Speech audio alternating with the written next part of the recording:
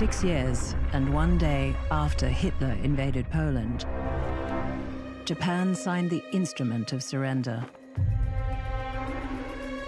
September 2nd, 1945.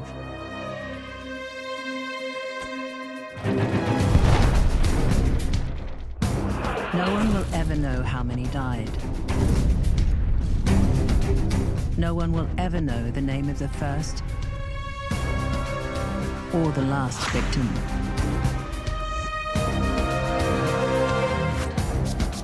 But they are the story of the Second World War.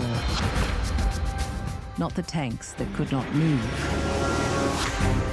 or the planes that could not fly, or the ships that could not sail without them. War is about people, in uniform or not. People in cities, villages, jungles. Strangers as allies. Neighbors as enemies.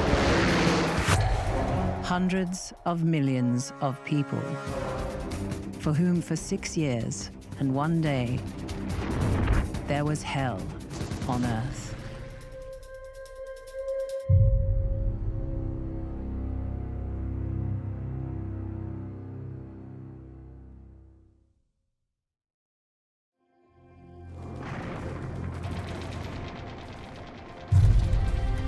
There was no peace after the war.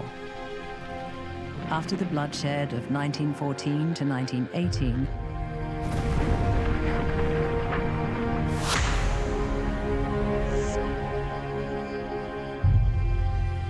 after the peacemakers had all gone home, fighting did not stop. Civil war in Russia, then in China, then in Spain. Invasion in Ethiopia, in Austria, in Czechoslovakia, the Chaco War, street battles in Germany, in America, the pain of going hungry, of having no work, the rise and rise of dictators. Then, one more invasion. But this time, the whole thing fell apart. September 1st, 1939.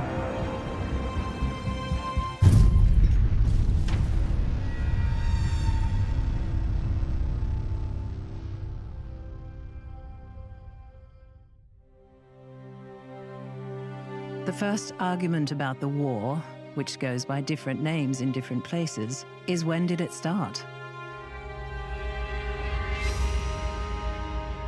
Second World War began in Asia, at a bridge called Lugotiao, known in the West as the Marco Polo Bridge. Chiang Kai-shek, leader of the Chinese nationalist government, said that he would seek a peaceful settlement. But he added, "Perhaps now is the time to make public the declaration to demonstrate our determination to fight." He ordered a general state of alert. He ordered his troops to prepare for resistance. He did represent the nation more than anybody else, I think.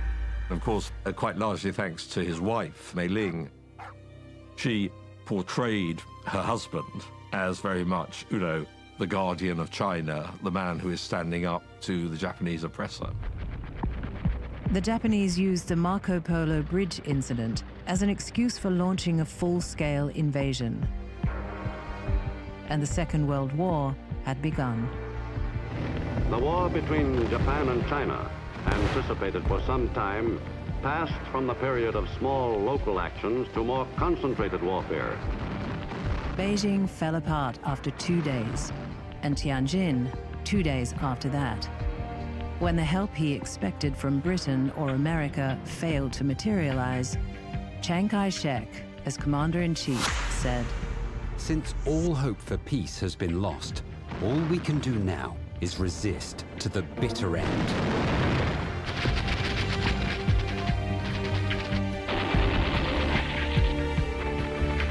a Chinese officer recorded in his diary. Intense Japanese artillery fire, as if it would level the mountains and wipe out the sea.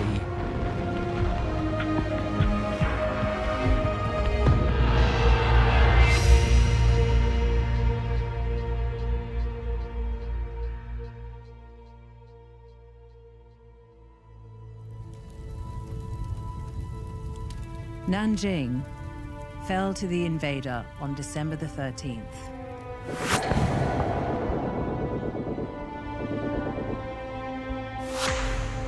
And the cruel violence that would claim more civilian than combatant victims in the Second World War began to count its dead. Battle, massacre, pestilence, and starvation have claimed more than 5 million Chinese lives. And millions more, their homes and villages destroyed, are today hungry, frightened refugees.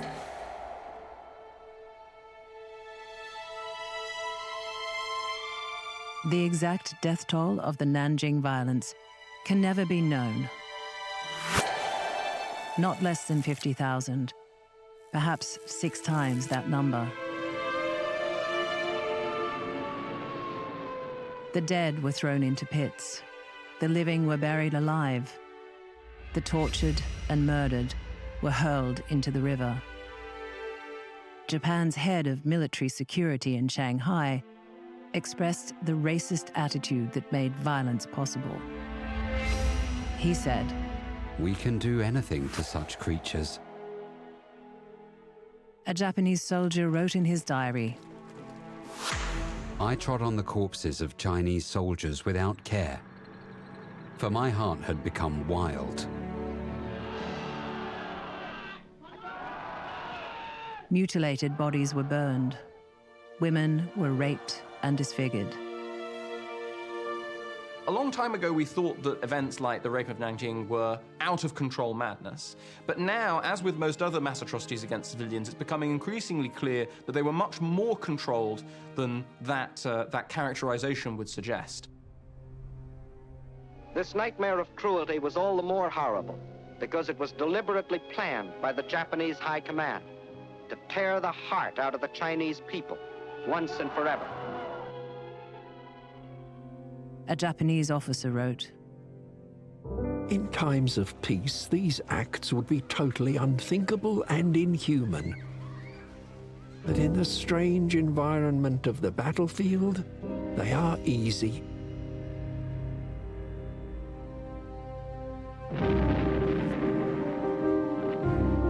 He would be proven right on every battlefield, on every continent. Europe turned away from China's tragedy, distracted by the Anschluss. Adolf Hitler, appointed German Chancellor in 1933 and named Führer in 1934, had marched into the demilitarized Rhineland without a shot being fired. In the Anschluss, he sent his troops into and annexed Austria.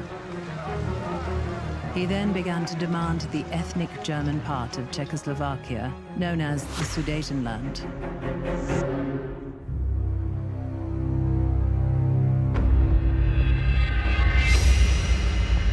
British Prime Minister Neville Chamberlain led an attempt at conciliation, known as appeasement. Neville Chamberlain has had a very bad press. He's been blamed for the failure of appeasement. My own sense is that what he was doing was an honorable and justifiable thing. He's been completely influenced in his thinking by the letters he's received. Who are these letters from? And these are postbags and postbags full of letters. And these letters are mainly from women, mothers and wives. Out of this little danger, we pluck this flower safety. He was not the naive, wide-eyed idiot that some people portray him as. He didn't trust Hitler. He was trying to get the best deal. Appeasement reached its climax with the deal made at Munich. Finally, the most popular arrival of all. To a world balancing on the brink of chaos, Mr. Chamberlain stands as the savior of peace. Munich is about buying time to a large extent. It's about not being ready to fight. And it's about exploring options, although they're ever decreasing options. We regard the agreement signed last night and the Anglo-German naval agreement as symbolic of the desire never to go to war with one another again.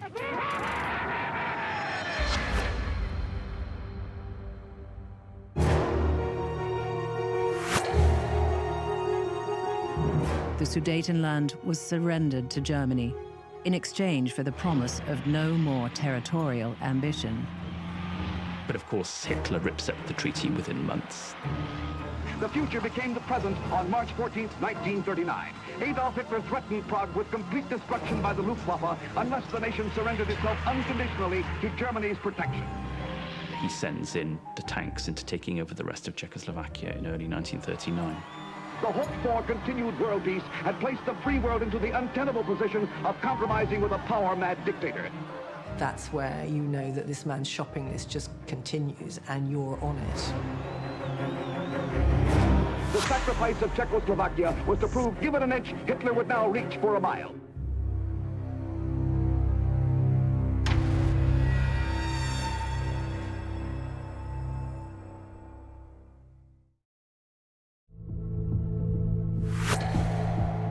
Next on the shopping list was Poland. Franz Halder, Chief of Staff of the Army High Command, explained the plan. The intention of the Führer and Goering? To destroy and exterminate the Polish people. Propaganda ruthlessly shaped German opinion. It is a narrative that there are acts of aggression by the Polish army against Germany's territorial integrity. Germany is provoked by Poland. Poland is rearming. Poland has got the guarantee of the British and the French. And Poland is mistreating the German minority.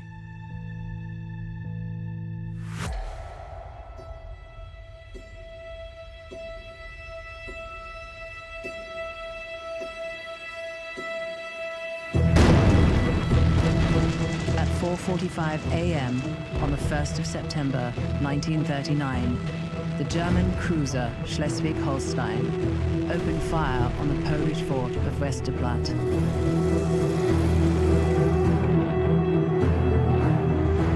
At that moment, without warning or declaration, German soldiers with air and naval support invaded Poland from 3 sides. Communications blown up as the defenders impede the invasion every way they can. Moishe Fishman, a young man who would survive Auschwitz, remembered, Suddenly German bombers appeared. There was no war declared.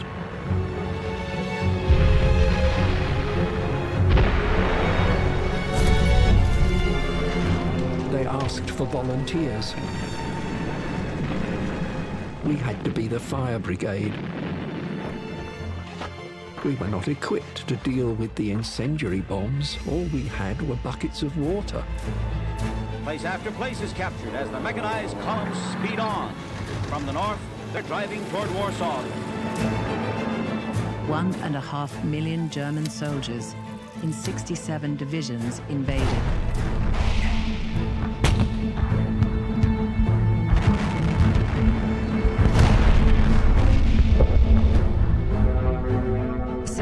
Aircraft were opposed by a Polish air force of 400 machines.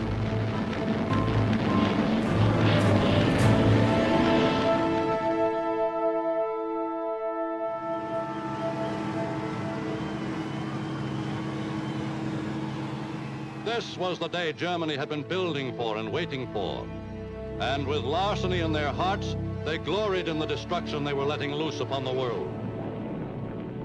Hans Lehmann was one of the soldiers. When we marched into Poland, there were corpses all around. They lay around and no one bothered about them.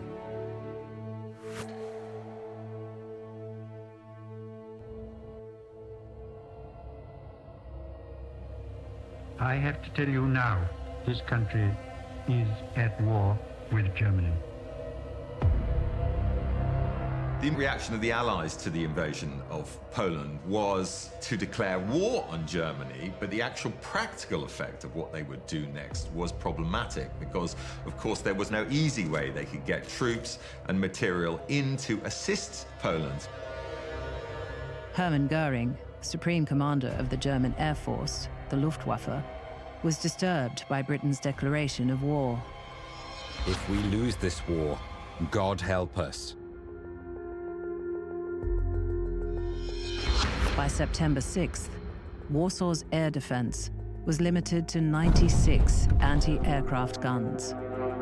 Warsaw is the first big city that is being bombarded from the air, so they are suffering, and the city is getting, well, to 20% or so. It's getting destroyed, and you have dead lying on the street. Stefan Stashinsky, the Lord Mayor of Warsaw, reported, "In the early hours of the morning, 7 of our hospitals were bombed. Wounded civilian victims of earlier air raids in the city had occupied these beds when this raid came. It was like a grim avenger, relentlessly determined that they should not escape, that they should find no peace." Jadwiga Sosonowska was a nurse. A girl of 16, both legs a mass of bleeding pulp. I bent over to kiss her brow. She died quietly.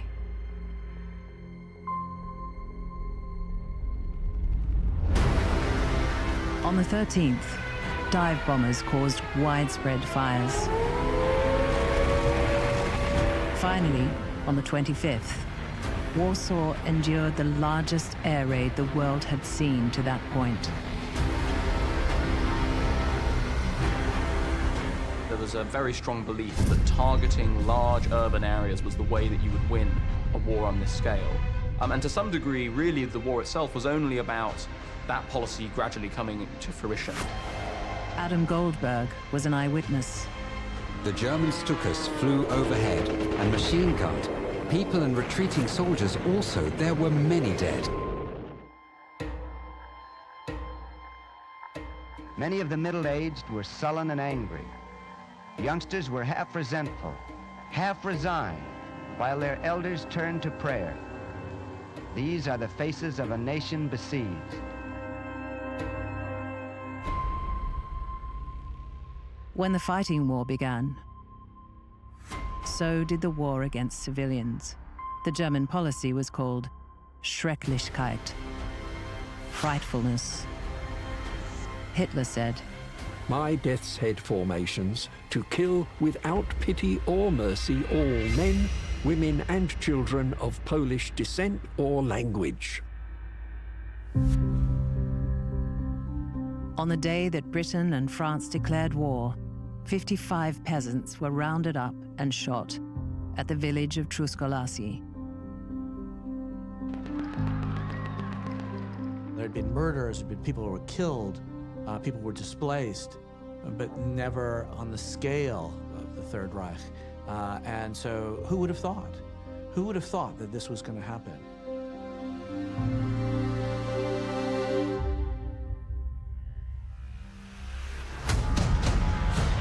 As German forces advanced into Poland,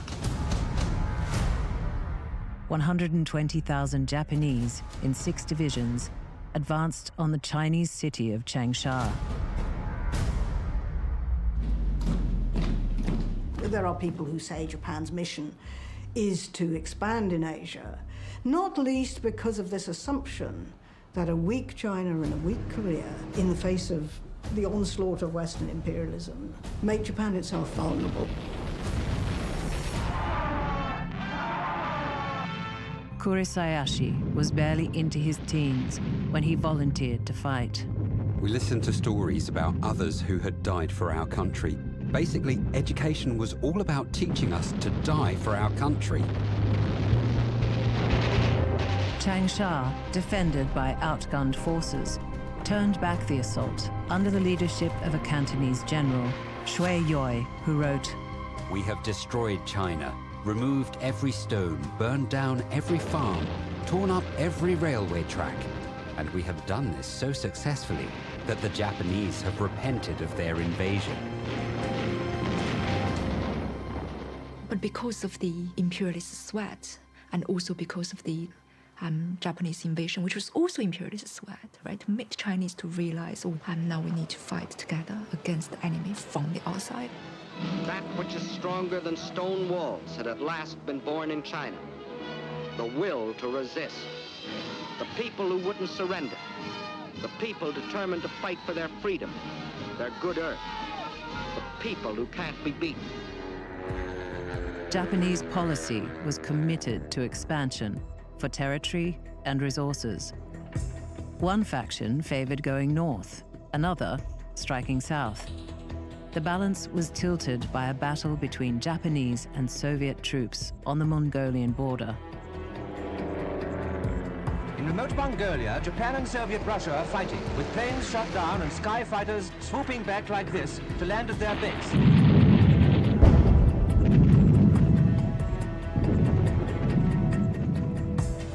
The Japanese defeated in Mongolia consolidates this idea that to save ourselves, we need to go south rather than going north.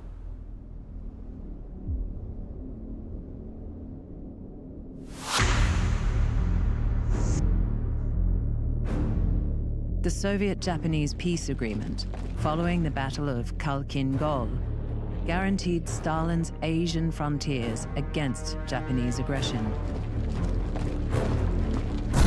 Thus reassured, and as secretly agreed with Hitler, Stalin sent the Red Army into Poland. The annihilation of Poland would mean one fewer bourgeois fascist state to contend with. It was really a very big surprise for the Polish army, because they have no idea for what Soviet army came on this territory. Will they help to the Polish army to fight against Nazis, or will they just take this territory of Western Belarus?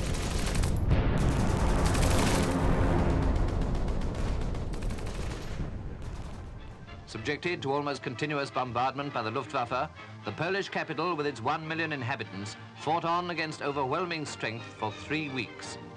Completely cut off, with supplies of food and water almost finished, with totally inadequate defensive equipment, a helpless target for Hitler's bombs and shells, Warsaw fought on till the 27th of September. Warsaw surrendered. A German soldier observed. Polish heavy guns are being carted off by our soldiers. Lorries are already moving to the woods to take the prisoners away. On September 28th, Radio Warsaw played Chopin's Funeral March, and on the 29th, the Nazis and the Soviets divided the country. 65,000 Polish troops were killed in the fighting. 420,000 others became prisoners of the Germans. 240,000 prisoners of the Soviets.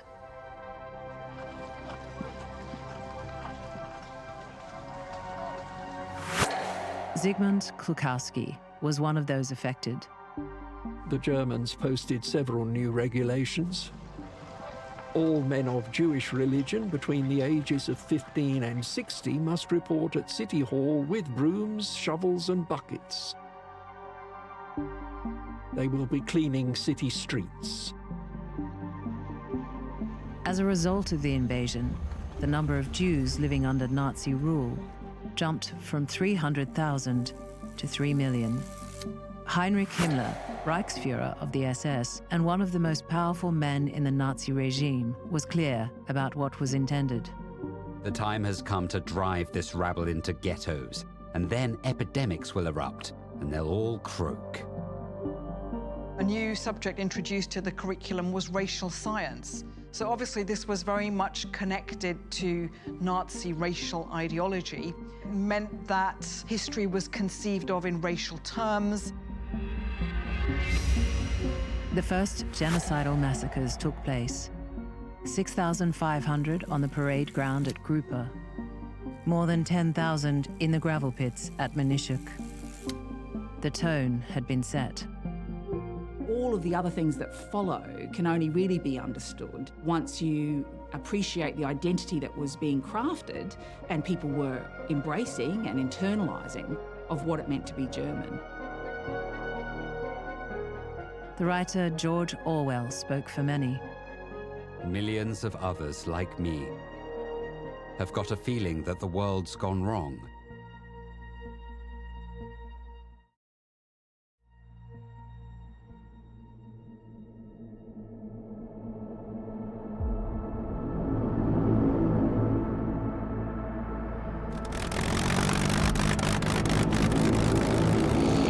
Britain dropped 12 million leaflets in retaliation for the invasion of Poland. They called it the Confetti War. Hitler's Minister for Propaganda, Joseph Goebbels, noted in his diary, "The Führer is of the opinion that England must be given a KO blow. Quite right, too." On October 9th, Hitler issued Führer Directive No. 6, calling for an offensive in the West, calling for an attack across the First World War battlefields of Belgium and northern France. The generals convinced their Führer to delay the offensive until the spring. That delay was called initially by an American senator the Phony War. But for countless people, the war and the violence were far from phony. No capital city has suffered more terribly than Warsaw. Since the day of surrender, a blackout of total misery has enveloped the city, apart from flashes of news of appalling atrocities to illuminate its plight. Killing squads accounted for 45% of Poland's doctors, 57% of her lawyers, 40% of professors, virtually all journalists, and more than 2,600 priests.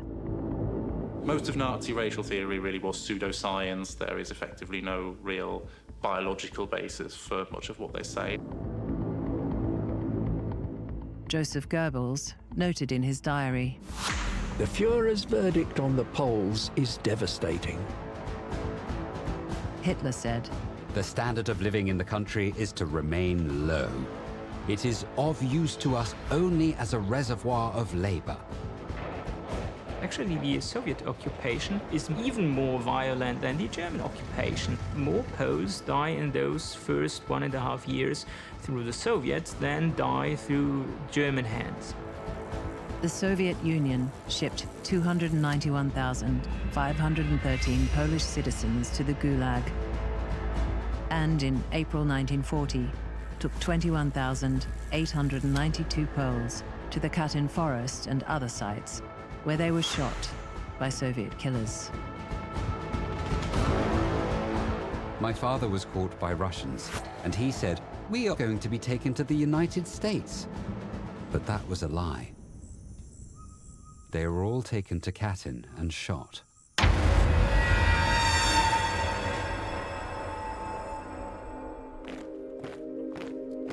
On October 4th, Hitler took the salute of his triumphant forces in the Polish capital. In Britain, they waited.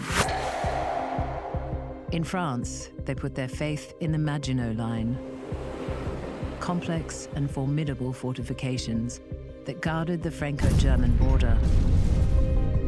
The French armies, march a few miles into German territory along the Rhine, but then they come back again. In November, Joseph Stalin, confident after success in Poland, sent the Red Army into Finland, a land grab that hoped to restore territory once ruled by the Tsars. Red planes over the Finnish capital. The terrors of total war loosed upon the unoffending population of Helsinki.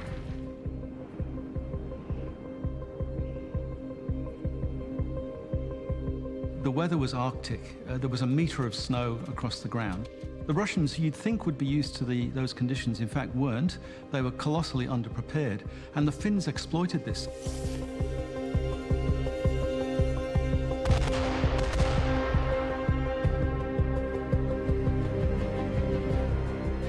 The Winter War was a major embarrassment, and Marshal Voroshilov told Stalin why the Red Army was having difficulty securing victory. "You have yourself to blame for all this. You had our best generals killed."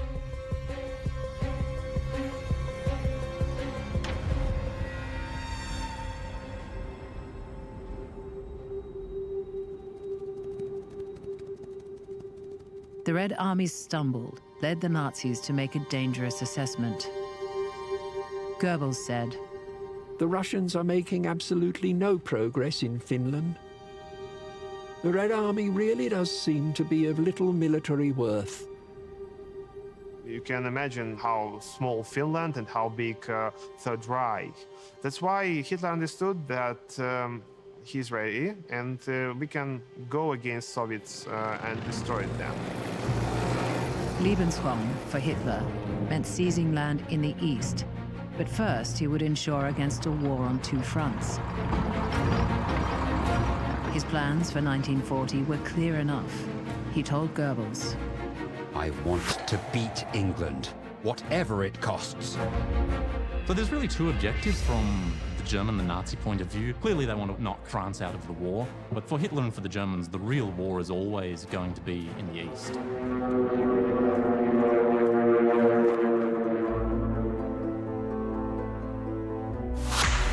Rationing had begun in Japan and Germany before the war. At the start of 1940, it was introduced into Britain. It's not well thought through and carefully planned. It's just the rations are designed according to what they've got to give people. Eyewitnesses, who were children at the time, remember, "We had 3 colour ration books, a buff colour for adults, a blue one for teenagers, and a green one for infants." And each page had little squares with letters on them. You took your ration card to the shop, and he had a pencil, and they'd cross off the square, which meant you'd had it that week. The subject of this great wartime experiment in food are not white mice or guinea pigs, but human beings fighting for their lives.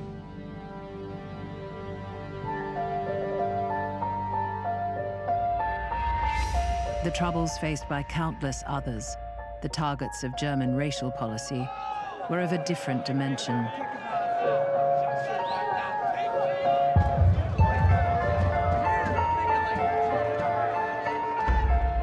Joseph Goebbels wrote in his diary, Himmler is presently shifting populations, not always successfully. Himmler was shifting populations onto trains and into camps and ghettos. By early 1940, a mobile gas chamber was in use in Poland. But the fighting war seemed to have stalled. The view of British Prime Minister Neville Chamberlain was, whatever reason Hitler has had for making no endeavor to overwhelm us, one thing is certain. He has missed the bus. That was April 4th. Operation Weserübung, the assault on Denmark and Norway, launched at dawn on April 9th.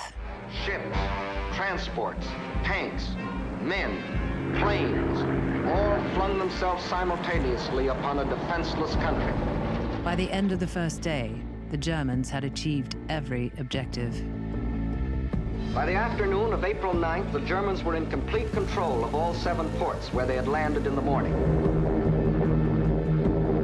Allied action to confront the Germans in Norway was a disastrous catalogue of fumbling, bungling, and bickering.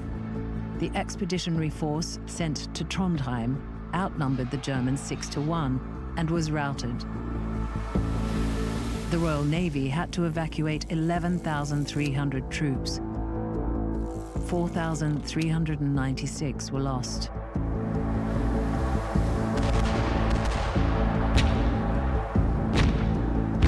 The invasion of Norway cost Germany almost half of its destroyer force,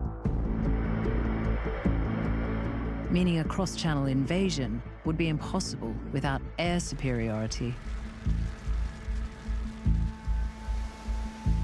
The British benefited by taking possession of the Norwegian merchant marine.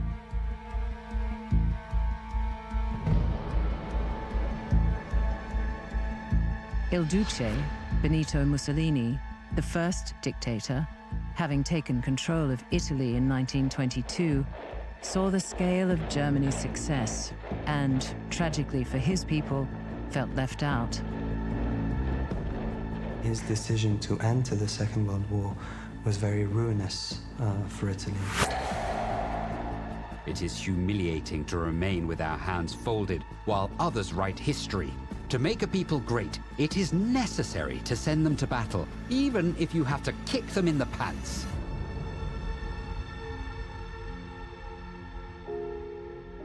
But the greatest impact of the disaster in Norway was felt in the British House of Commons. Neville Chamberlain, having lost the support of his party, stood down. The candidates his party favoured to replace him were not supported by the opposition, and a compromise candidate was appointed to head a national government. It was Winston Churchill.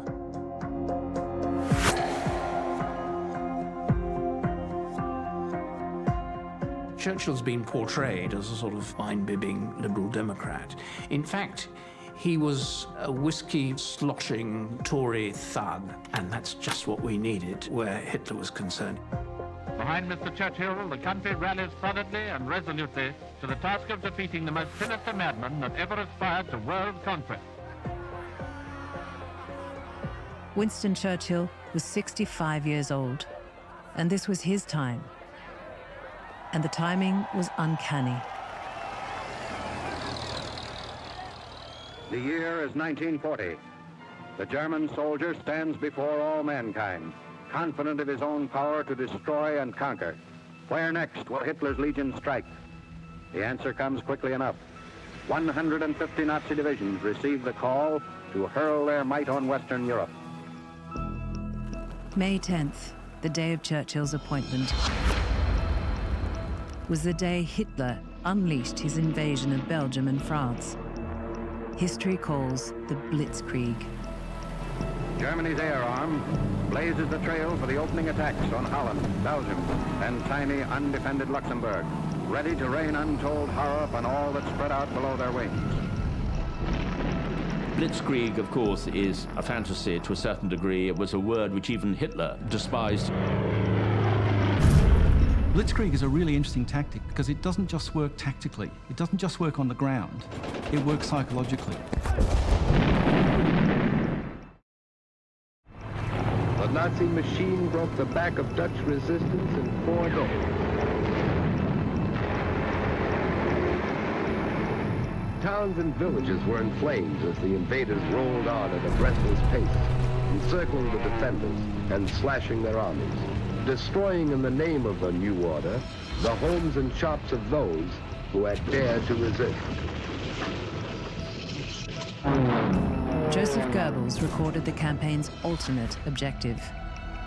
The Fuhrer has set his mind on a great war against England. England must be chased out of Europe, and France destroyed as a great power. Then Germany will have hegemony, and Europe will have peace. As the offensive stormed forward, Mussolini declared war on France and Britain. His army was smaller and less well-equipped than it had been in the First World War. Count Ciano, his foreign minister, who was also his son-in-law, wrote in his diary, I am sad, very sad. May God help Italy.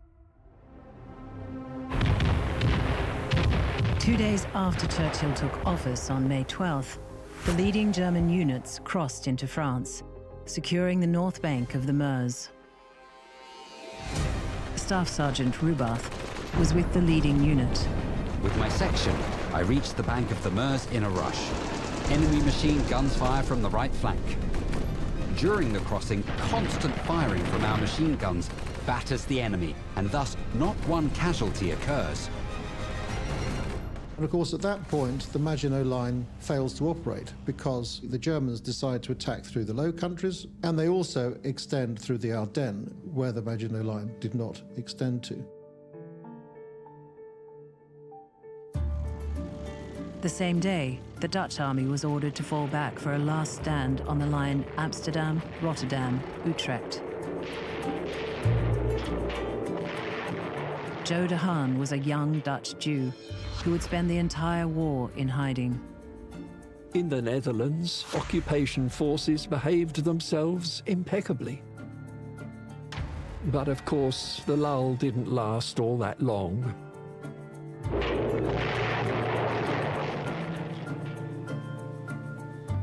On the day that the Netherlands surrendered, French Prime Minister Paul Reynaud remarked, "We have been defeated.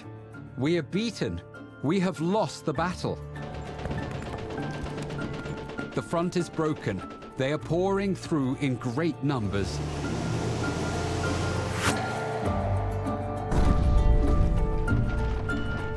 On the 17th, the fighting at Sedan ended. One of the places they went through was a place called Sedan, which the French should have known about because that's where they were defeated in 1817. Nevertheless, the German armies sweep through the Ardennes. It would have been entirely possible once the Germans break through the Meuse River around Sedan and through the Ardennes forest. The bridgehead that they make is relatively small and relatively weakly defended. If the French had counterattacked relatively quickly, they probably would have destroyed it. But they don't.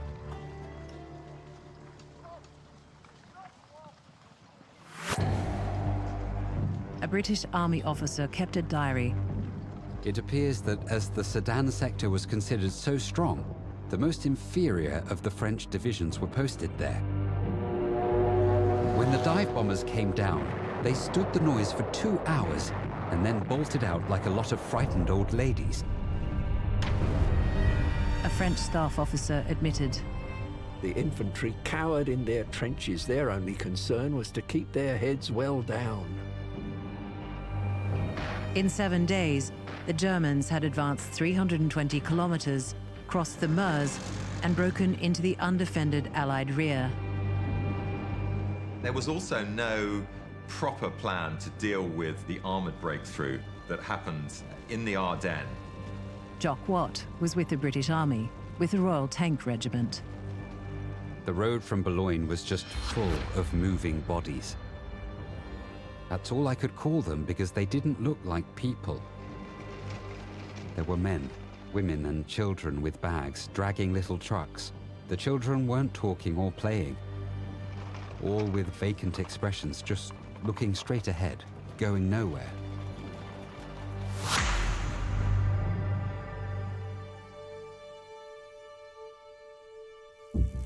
"8 million French abandoned their homes in a month.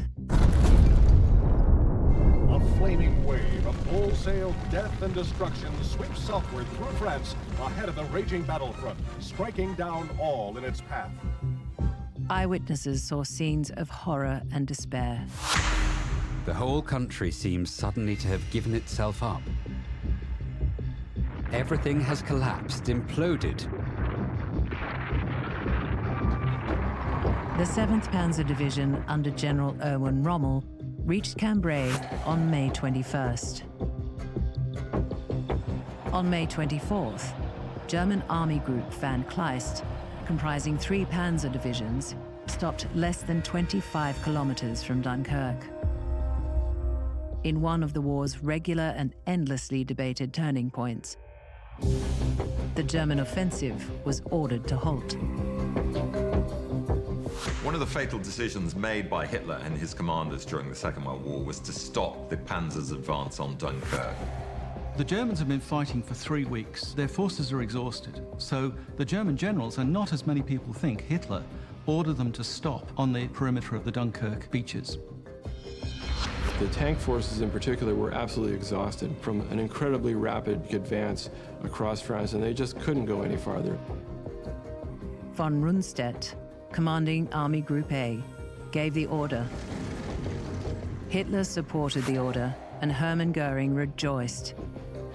The kill would be left to his Luftwaffe, which, he confidently said, could finish off the armies trapped at Dunkirk. It could not. The smoke from the fires of Dunkirk almost obscured the sun. But in this inferno, while the BEF and their French comrades held off the Nazis in an epic rearguard action, it was here that the yachts, motorboats and Saucy Janes performed magnificent feats of rescue.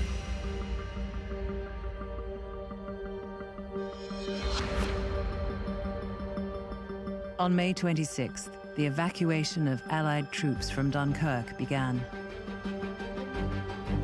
The evacuation of Dunkirk means several things. I mean, in sheer practical terms, it means that the British have literally hundreds of thousands of men to continue the fight.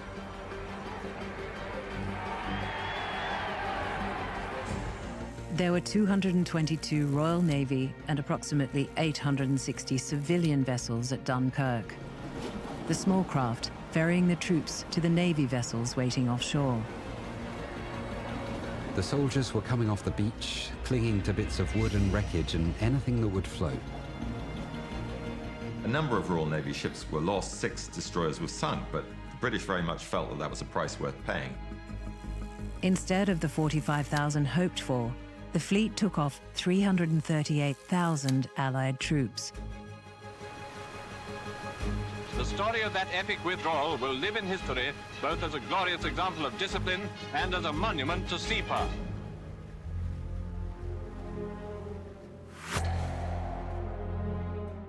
But the army had been effectively disarmed, leaving 64,000 vehicles, 76,000 tons of ammunition, and 2,500 guns behind.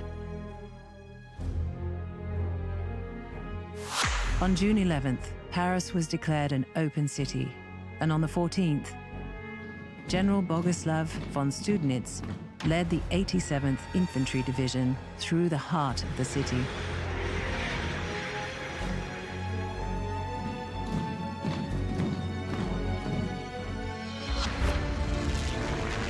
On the 15th, 400,000 Frenchmen of the surrounded 3rd, 5th, and 8th armies surrendered.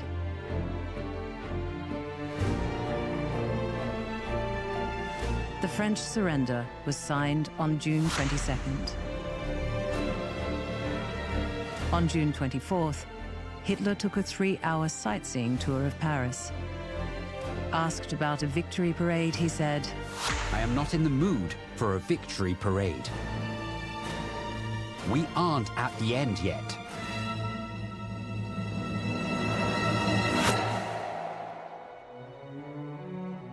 The fall of France subtracted a major industrial economy from the Allied cause and put French ports in German hands, halving the distance U-boats had to travel to reach the Atlantic shipping lanes.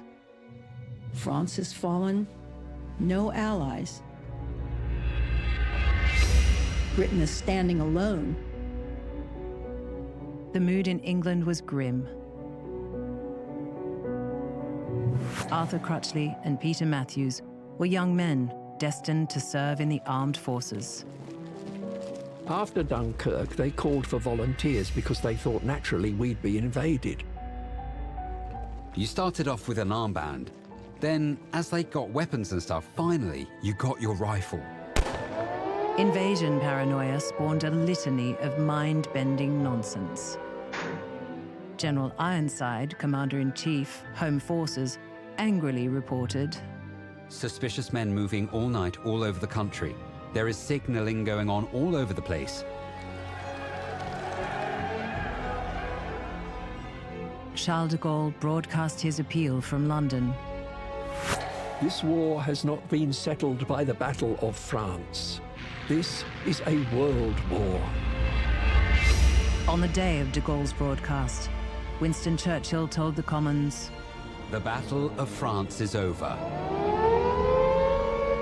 I expect that the Battle of Britain is about to begin."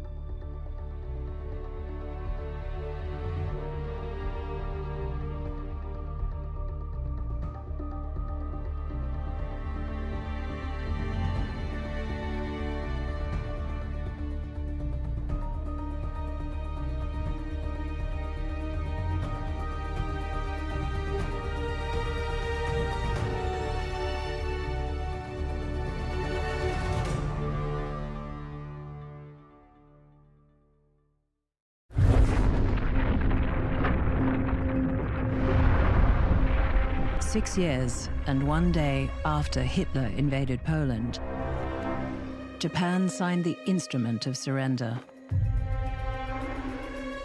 September 2nd, 1945.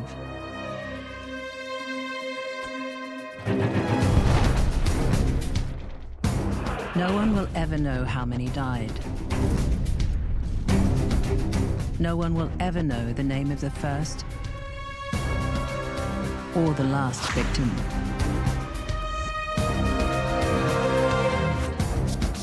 But they are the story of the Second World War. Not the tanks that could not move, or the planes that could not fly,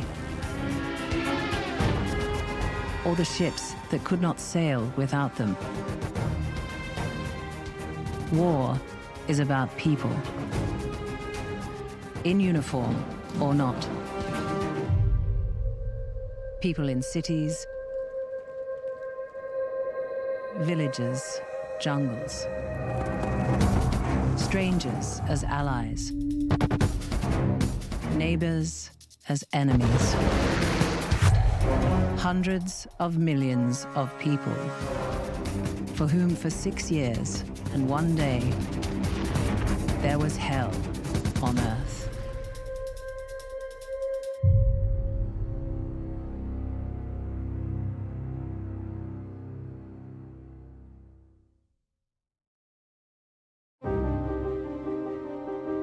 Japan, at war in China, was building its empire.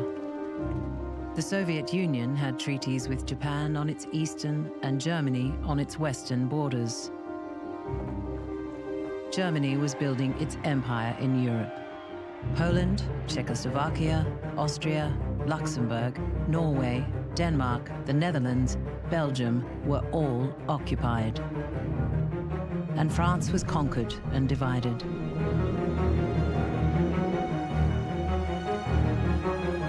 By the summer of 1940, Hitler had just one place left to deal with.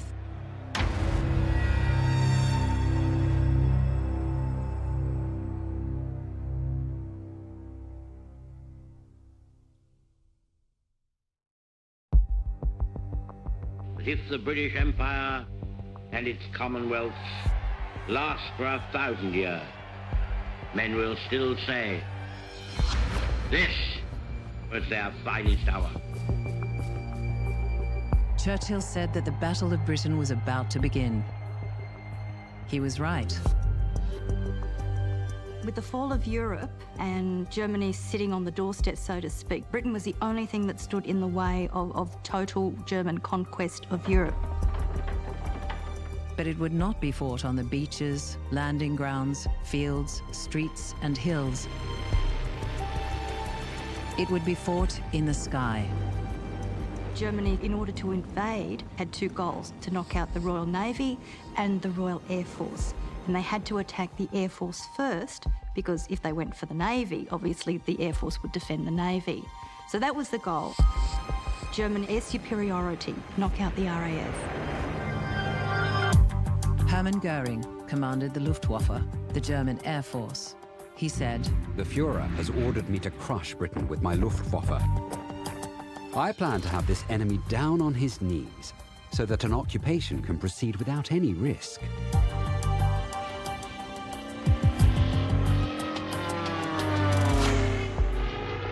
The first phase of the Battle of Britain, the fight for air supremacy over southern England, commenced on July the 10th. Young men and their aircraft, both untested in battle, were sent up to meet waves of German bombers targeting the Channel, hoping to draw the Royal Air Force into fatal combat. Phase 1 of the Nazi plan called for the RAF to be knocked out of the air. But the men of the RAF hadn't read the Nazi plan. Even though you think of it as British, it really was an international force, because you had Australia, for instance, we had 30 or so pilots. You had Poles, Czechs who had come from fallen Europe. You even had 5 Americans flying in there, a couple of Jamaicans. It was an international force designed, dedicated to defending Britain.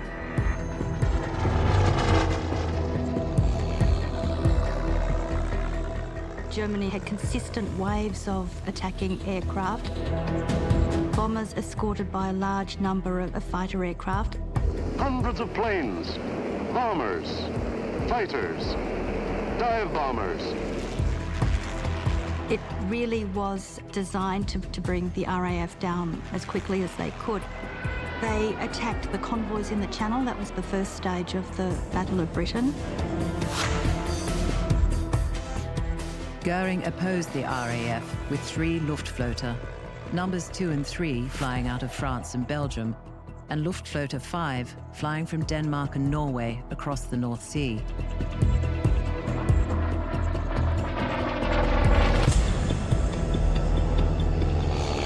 A Luftwaffe pilot thought it a marvelous sight. Wherever one looks, he said, are our aircraft.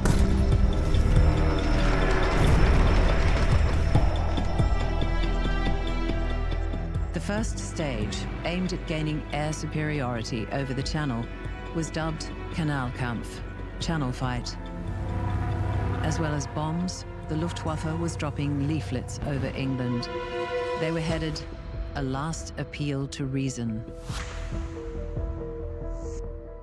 Hitler would have liked a negotiated peace, but Britain obviously wasn't going to have anything to do with that.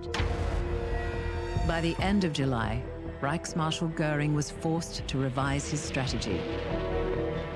Failing to draw the RAF out, he would attack them directly. A coded message from Goering, intercepted by British intelligence, read, "To all units of Luftflottes 2, 3, and 5. Within a short period, you will wipe the British Air Force from the sky. Heil Hitler!"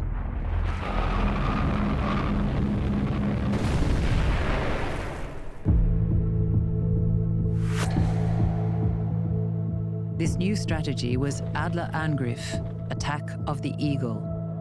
It would start on Adlertag, Eagle Day, August 13th, 1940. An RAF order of the day told pilots, "The Battle of Britain is about to begin. Members of the Royal Air Force, the fate of generations lies in your hands." August 8th, 1940, and the battle for Britain is on. Across that 21 miles of channel, that 8 short minutes of water.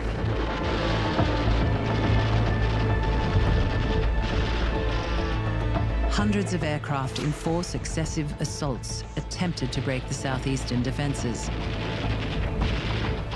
Churchill's chief military assistant, General Hastings Hug Ismay, reported, The map table showed new waves of attackers crossing the coast.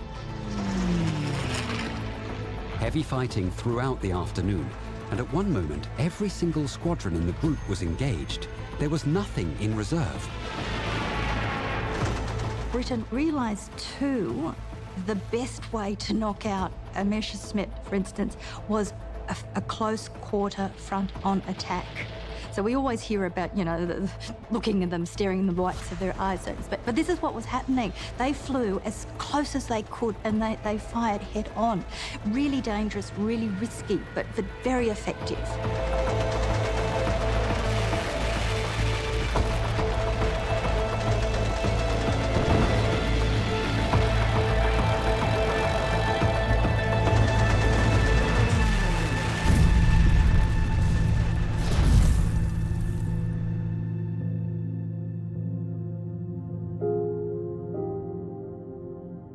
On August 16th, Winston Churchill visited 11 Group headquarters in Uxbridge. He was visibly moved by what he saw, and on the 20th, rose in the House of Commons to declare that "Never in the field of human conflict was so much owed by so many to so few."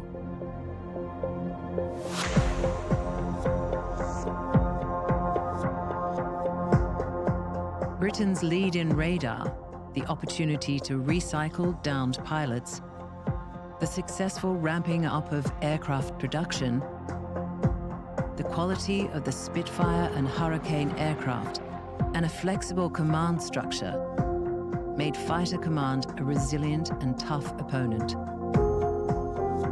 and at the business end was skill and courage.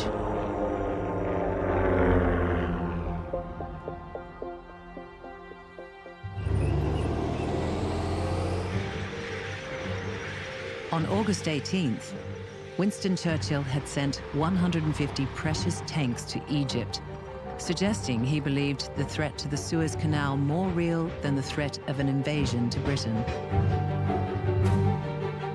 On the 24th, having sailed around the Cape, the tanks arrived at Port Said. Oh, we had the small tank with 2 machine guns on, a .5 and a 303. They were quite nice for nipping about on, but as far as fighting is concerned, there were no match for the Germans, of course.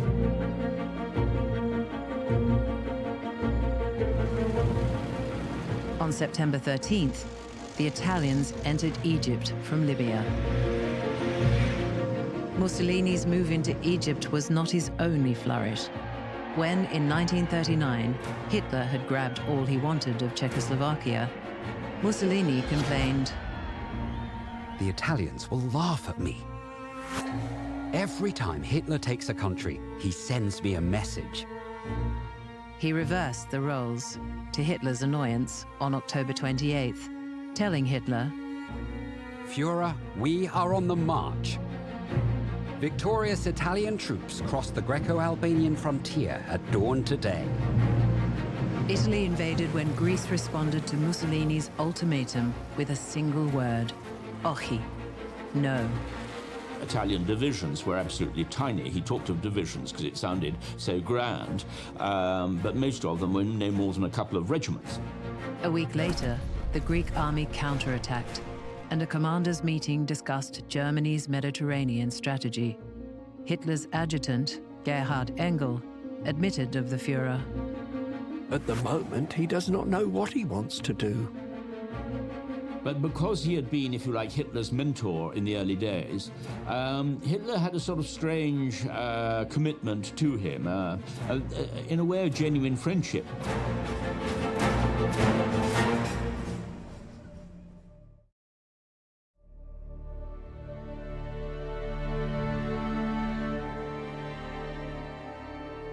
Two weeks later, the Greek army defeated the Italian Ninth Army, exposing Hitler's southern flank and forcing his hand.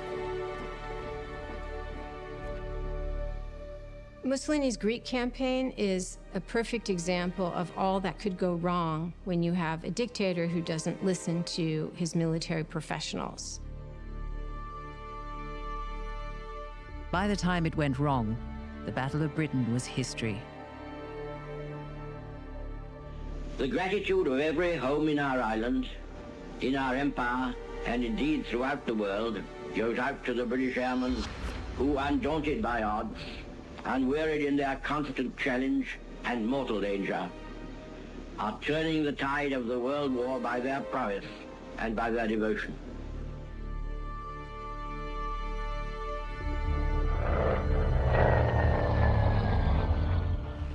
Between August 24th and September 3rd, the attacks launched by the Luftwaffe on airfields and aircraft factories had cost Germany 380 planes. The RAF lost 286.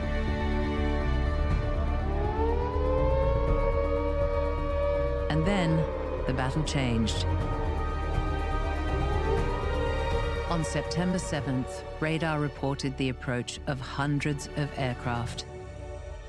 375 German planes came roaring up the Thames River. The Battle of Britain became the Battle of London.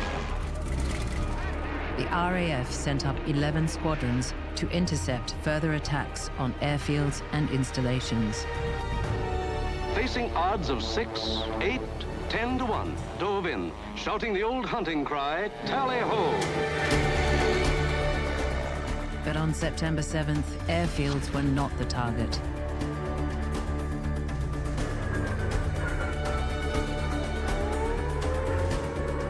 The air raid alarm went at about 11 o'clock, and we got up and walked out into the street, and one of the things we saw was above the city, the aircraft flares dropping over the city. And that's when my dad realized that we were going to be the target. which we were. Nazi high explosive wantonly poured down upon England, upon shops and mills, upon homes and farms. Londoners everywhere witness scenes like these throughout the night. As in London, the people there bear the brunt of Nazi ferocity. The first raids hit the London docks, and to those who were there, it left memories as vivid as the night sky. If I say the sky was black, I'm not exaggerating. It was black, with the big bombers going over and darting in between with the Spitfires. Every night for 8 weeks, 200 German bombers and more to sweep over London and deliver their deadly cargo. The night sky above London burst into flames. The period between September and November 1940 has been referred to as the Great Fire of London. On one night, 1,500 fires were started by German bombs. Raids hit London, Southampton, Bristol, Cardiff, Liverpool, Manchester, and more. German bombers came in over the city in waves of deadly efficiency. Anti-aircraft batteries brought down one aircraft for every 30,000 shells fired. But the writer George Orwell said that, at an average cost of £5 per shell, they were well worth it for the effect on morale.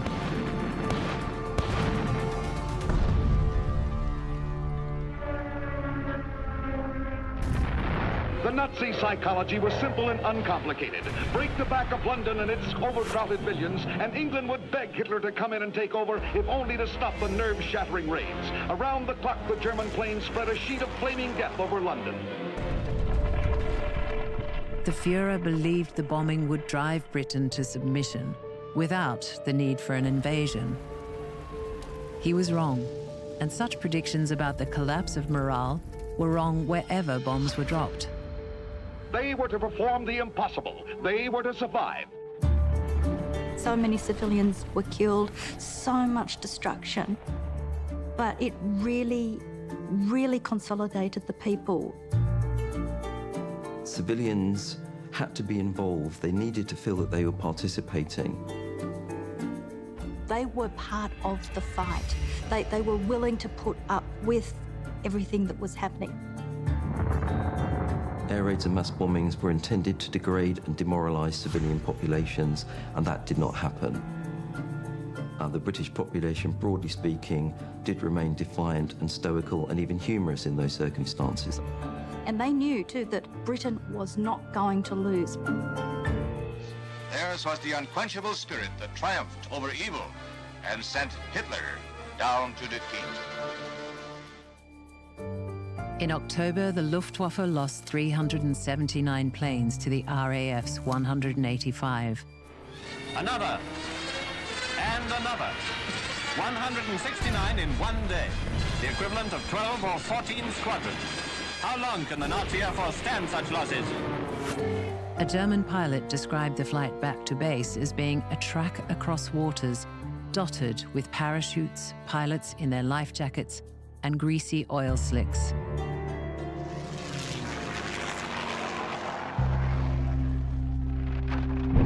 By the middle of September, it was evident that victory in the air was not going to be achieved. Had they stuck to a tactical doctrine of knocking out the Air Force and then clearing the way for an invasion, they may have had a chance. The decision to bomb London and to go further was a clear mistake. It's not precision bombing, and in terms of terrorising the population, which was one of the aims, that didn't succeed. The Blitz would continue until May 1941, but the Battle of Britain was over. They leveled thousands upon thousands of homes and damaged millions of others. They killed more than 40,000 men, women, and children, and seriously wounded 50,000 more. But not one single Nazi soldier set foot on British soil. From July 10th to mid-November, total German losses were 1,818 aircraft, British 995.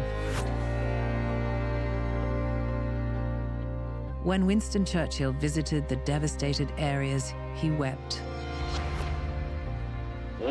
world that is still free marvels at the composure and fortitude with which the citizens of London are facing and surmounting the great ordeal to which they are subjected, the end of which, or the severity of which, cannot yet be foreseen.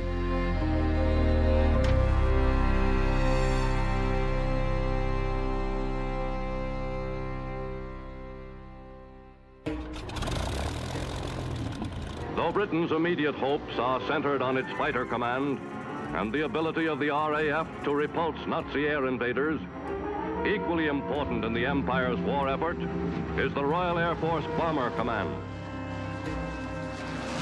Britain essentially stands alone with the support of the Commonwealth. All of its European allies have gone. The United Kingdom wants the support of the United States in the war. It wants to draw them in to the war. It needs to demonstrate that it is still a viable ally, that is still fighting. So it needs to take the war to the Germans. And the phrase which fits our present sentiment is, they've got it coming to them. They, that is the Germans, have got it coming to them.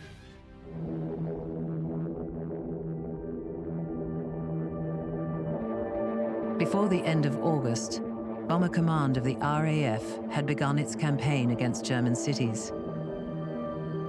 Round-the-clock bombing by the RAF has recently set up new records for intensity of attack.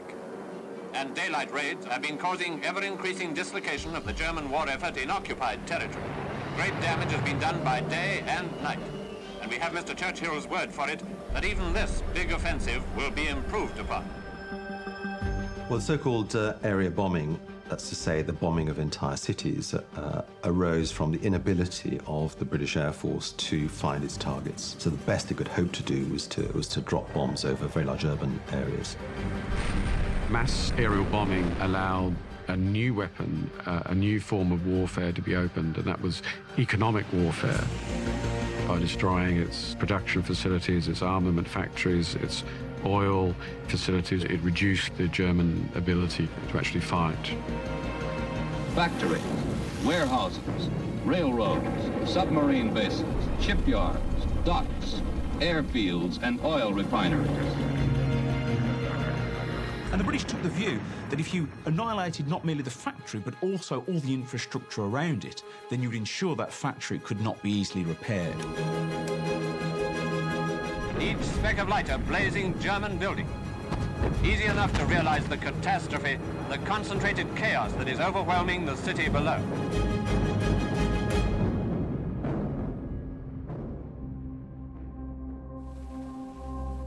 It's a strange dichotomy that Britain had endured the Blitz, and the Blitz was seen as actually drawing the British people together and uniting them in defiance.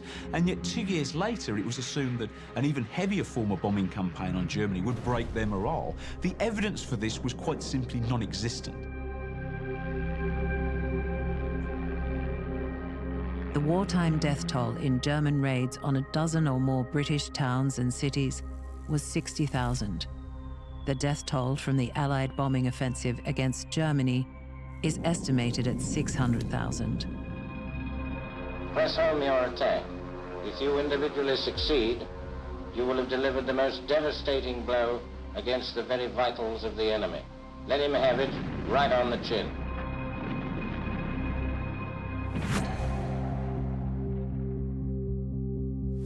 Italian losses are put at about 60,000. The day after Italy entered the war, June 1940, the bombs started to rain on the country. In the Ruhr, in the Rhineland, then northern Italy, planes of the Bomber Command have pounded away at Nazi dockyards. Turin was bombed, Milan was bombed, and the bombs were so frequent that everyone was spending time in shelters or had transferred to the countryside. Now is not the time, in any way, to ease up, but to put on what indeed may prove the final spurt. 500,000 Soviet civilians were killed in air raids.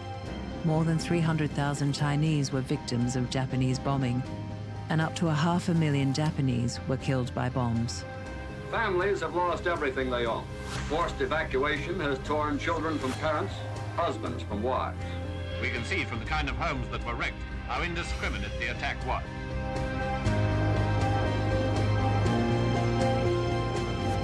The British took a rather dim view of the civilian populations of nations and thought they would be terrorised and they would hate these stresses and strains area bombing placed on them. But that just made them all the more determined to fight and win. And that was something that the British bombing campaign never took account of.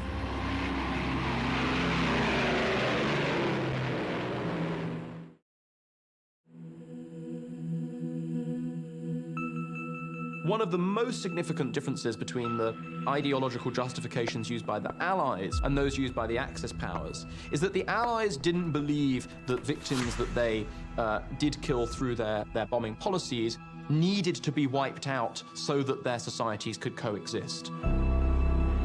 Hitler did. Hitler was, he said himself, fighting a race war. He announced, "We shall strike towards the east next spring."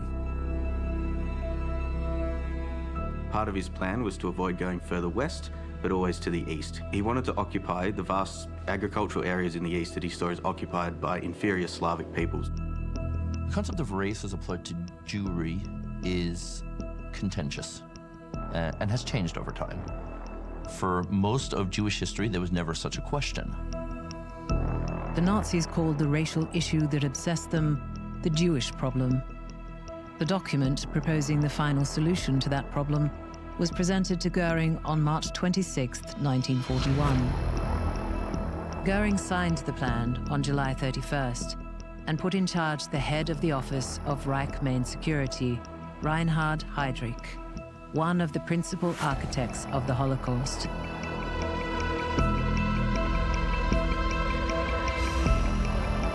By then, Polish Jews had long since been imprisoned in ghettos. The ghettos were absolutely appalling places, and as the war progressed, they became worse and worse. 30,000 people, men, women, children, babies, pregnant women, old people, sick people, you name it, a whole population. You had to move into the poorest part of town, little shacks. The Warsaw Ghetto contained about 500,000 people, and they were housed in an area of 1.3 square miles. That means that there were approximately 7 people to every available room. There was very, very little difference between concentration camps and ghetto. Prisoners, the inmates, were exposed to forced labor, to appalling housing and medical conditions, to starvation. The daily dose of calories was about 400 calories per person per day. Later, it was reduced to 200 calories. So it was enormously low, as you would expect. Because of the hygienic condition, typhus set in. So we had a double whammy. This was very much intentional. This was intended by the German occupation. Firstly, because of their disregard for human life in Eastern Europe. And secondly, in order to feed the German population. But it was a kind of transit vehicle to confine, to incarcerate ghettos, to concentrate them, to destroy the context between Jews and non-Jews, to isolate them, and to expose them to conditions where they later, once they were not anymore required as forced laborer, could be exterminated. In other words, inmates of ghettos lived on borrowed time.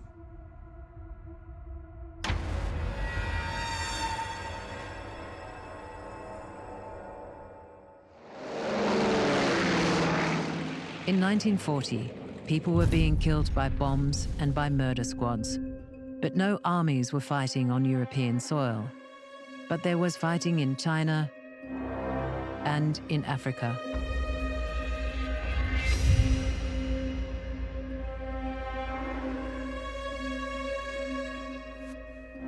In August, as bombs fell on London, Italian troops occupied British Somaliland. To oppose Italian occupation, an Allied force under General Platt entered Eritrea from Sudan. A second force, under General Sir Alan Cunningham, moved north from Kenya. Mussolini's declaration of war found the British forces in Egypt ready for him. Every man in the army eager to get at the enemy after the many months of training and the long period of waiting to be properly in the war.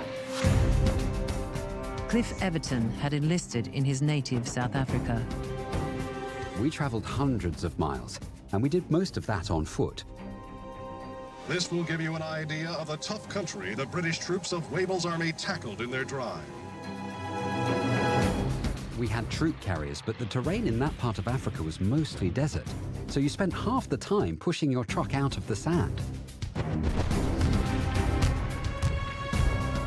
We went into our first action. Of course, we were all new recruits, haven't a clue what was going on. Even the officers were as green as grass. The force advancing into Eritrea faced stern resistance and terrible terrain.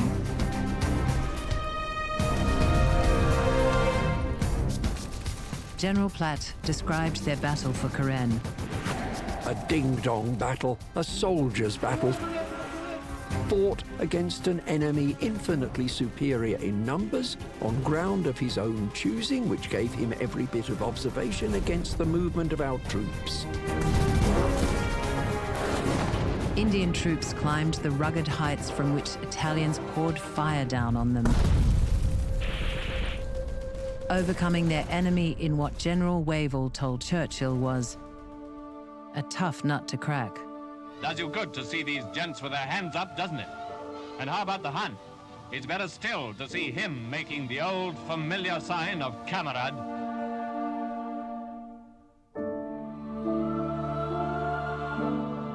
Cunningham's force took 50,000 prisoners, gained more than 930,000 square kilometers at the cost of 135 men killed and 4 captured. With indomitable courage, they drove the Italians foot by foot from their position, supposed to be impregnable. Casualties are high, but the haul in prisoners is immense.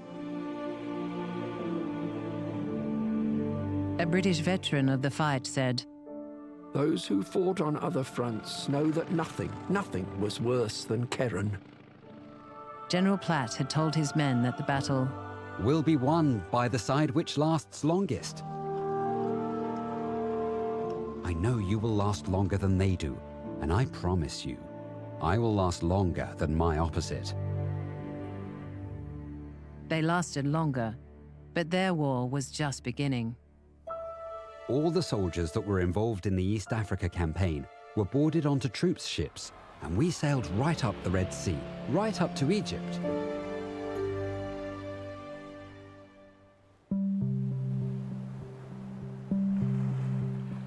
For many, the war would continue along the North African littoral and on into Italy. They would not stop fighting until the war ended. But by then, it would be a very different war. A war in which Britain would have to fight in Europe, in Africa, and in Asia. This was the nightmare that, in 1940, made Winston Churchill, the great enemy of appeasement, yield to Japanese pressure and close the Burma Road. The Burma Road, which was essential to get supplies to the 45 Chinese divisions fighting the Japanese and to ensure that they were kept in the war. They were flying supplies over the hump, over the Himalayas. On the day the Burma Road was closed, the military party in Japan triumphed, and General Hideki Tojo became Minister for War. Little more than a week later, the Japanese government announced plans for a greater East Asia co-prosperity sphere. Japan was a militarist regime, and what that meant was that really the admirals and the generals had taken over every aspect of Japanese government, politics, foreign policy. They'd seized control of the country and its destiny. Kuribayashi had volunteered to fight for his emperor as soon as he was old enough. Japan had to develop the continent. In Manchuria, Japan had to control China. That's what my father said. There was no issue. In my village, I was called a patriotic child. I thought I should go and join the war against China. The Emperor Hirohito observed, Premier Konoye seems to consider that the China incident will not be settled easily and favors advancing to the south. On September 27th, Japan signed a tripartite pact with Rome and Berlin. The three aggressor nations of Europe and Asia joined forces. The German Führer was well disposed toward making an alliance with any nation which would help further his own greedy aims. The rejoicing Japanese knew that after their 350 years of waiting, their day of destiny was at hand.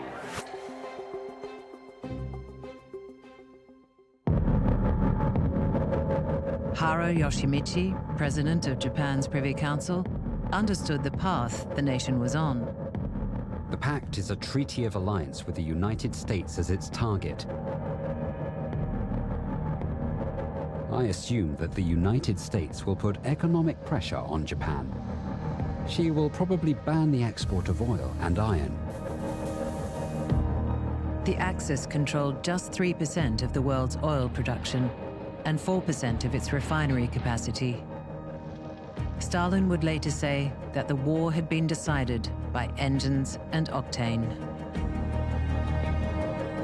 When German troops entered Romania, plugging a gap in their eastern front, they secured control of Ploesti, the productive Romanian oil field that was the source of 94% of German oil imports. On the day after the move into Ploesti, President Roosevelt said, "The time may be coming when the Germans and the Japs will do some fool thing that will put us in. That's the only real danger of our getting in."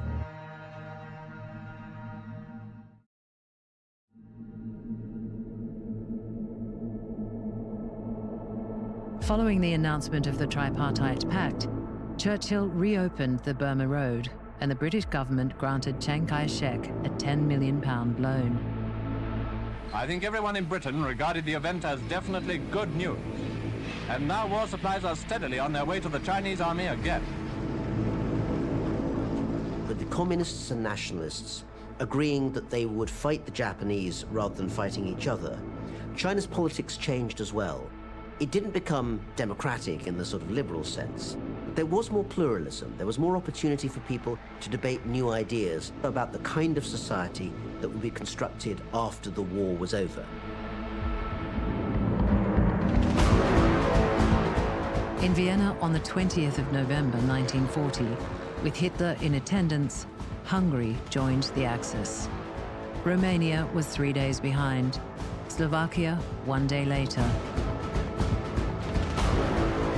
On December 18th, Hitler issued Directive 21. The German armed forces must be prepared, even before the conclusion of war against England, to crush Soviet Russia in a rapid campaign.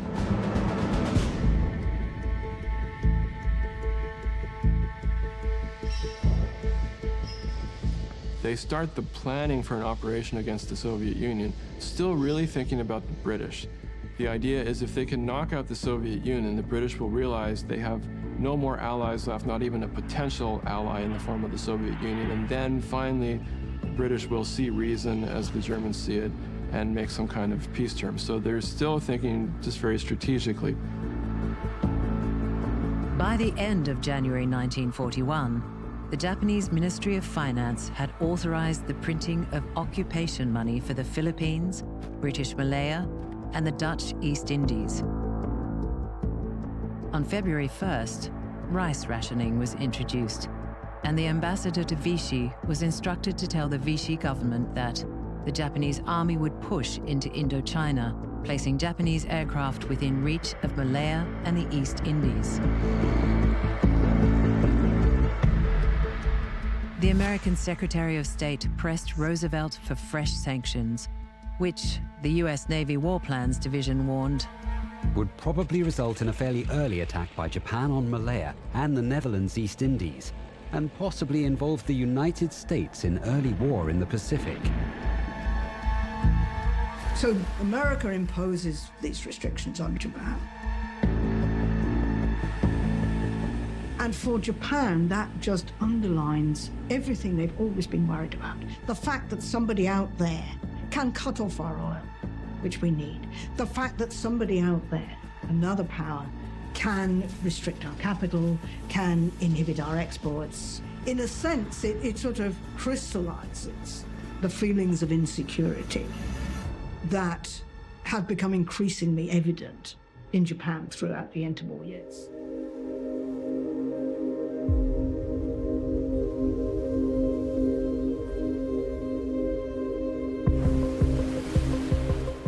At sea, an American warship is the stage for historical drama almost without parallel in world diplomacy.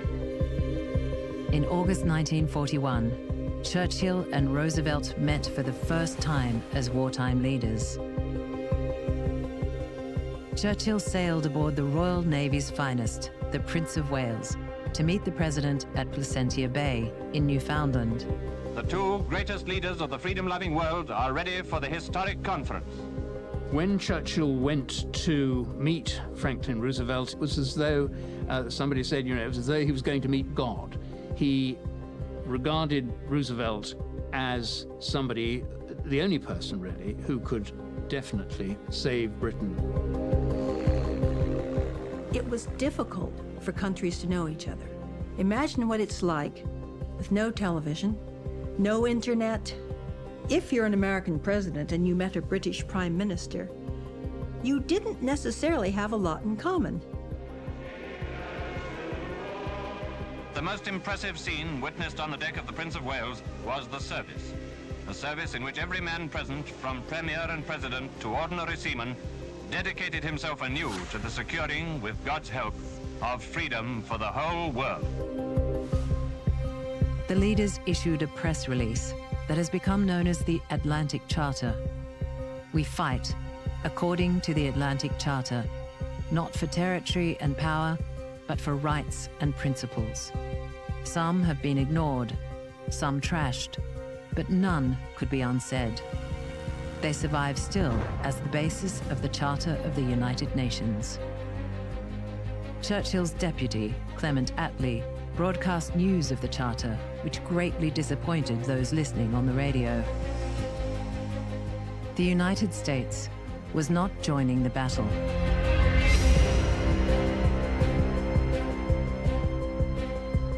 Four months after Churchill had sailed to Placentia Bay aboard HMS Prince of Wales, she was sunk by Japanese aircraft off the coast of Malaya. Churchill said, "I never received a more direct shock." The sinking of two of the Royal Navy's finest ships closed a tumultuous year.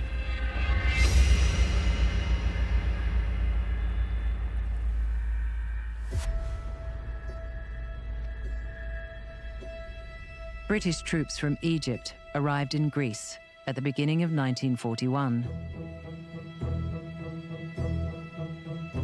Once Italy drew Greece into the war, that drew the British into Greece.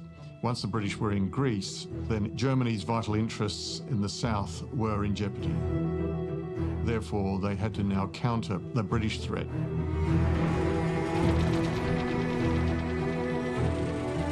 We battled in Greece. Most of our tanks were we had to destroy ourselves because we didn't have spares. Just north of Thebes somewhere. And the planes came over and we piled into a ditch. And they caught it with a bomb. And then the order came through, every man for himself. The Greek government had collapsed. So that was it. A month after British troops arrived in Greece, Germany invaded and dismembered Yugoslavia, which surrendered on April 17th. On April 27th, with German troops in Athens, Greece surrendered.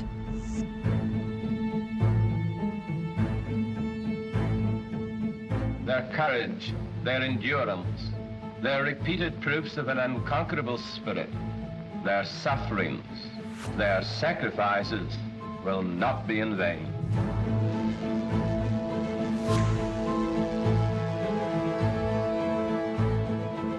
After British troops were evacuated to Crete, Ultra Intercepts, the code breakers at Bletchley Park, warned of an impending invasion.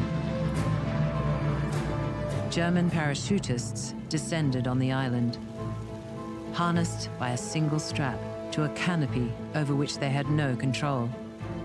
German paratroopers dropped from a very low height, that they were subject to a great deal of small arms fire and suffered very heavily on the descent.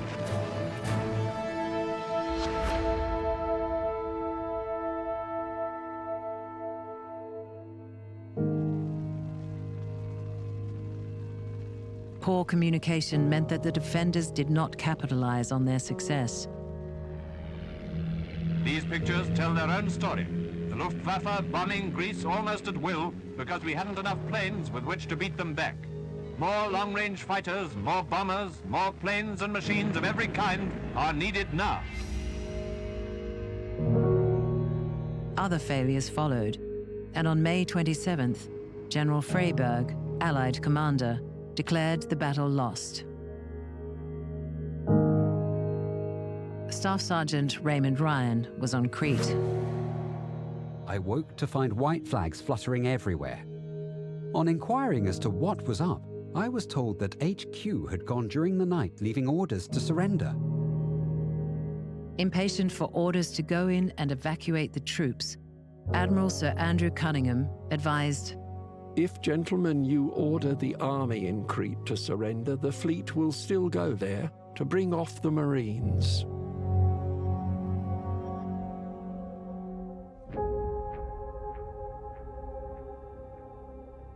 The Germans now had Crete, they now had its airfields, they could now project naval and air power across the Mediterranean. A week after the evacuation, British and Free French forces invaded Syria and Lebanon. James Gordon was with the 2/31st Australian Battalion. His Victoria Cross citation said, He crept forward, over an area swept by machine gun and grenade fire, and killed the 4 machine gunners with bayonet.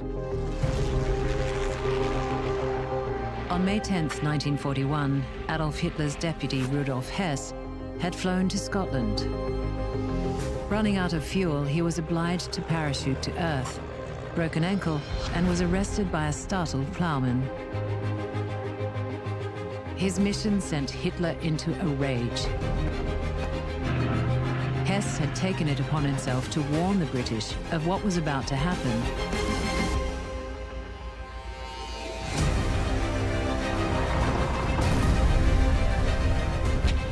The hour has come in which it is necessary to go into action against the conspiracy of Jewish Anglo-Saxon warmongers and Jewish power holders of the Bolshevik center in Moscow. The hour was June 22nd, the 129th anniversary of Napoleon's invasion of Russia. 151 German divisions, supported by 40 from the Axis allies, more than 3 million men, stormed forward in 3 giant thrusts, aimed at Leningrad, Kiev, and Smolensk. British experts gave the Red Army 10 days. American experts, between 1 and 3 months. History tells a different story.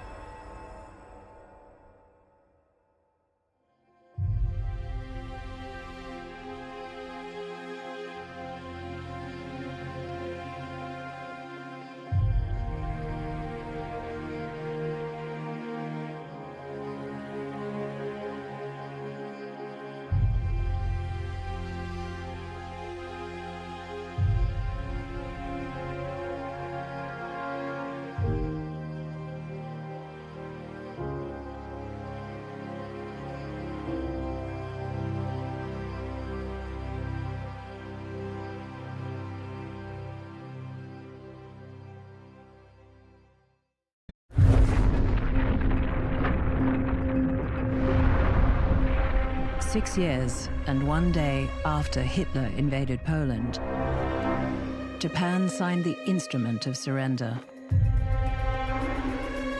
September 2nd, 1945.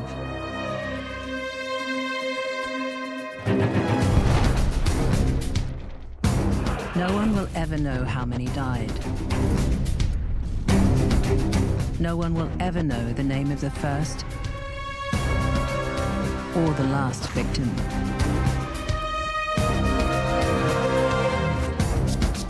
But they are the story of the Second World War. Not the tanks that could not move, or the planes that could not fly, or the ships that could not sail without them. War is about people, in uniform or not.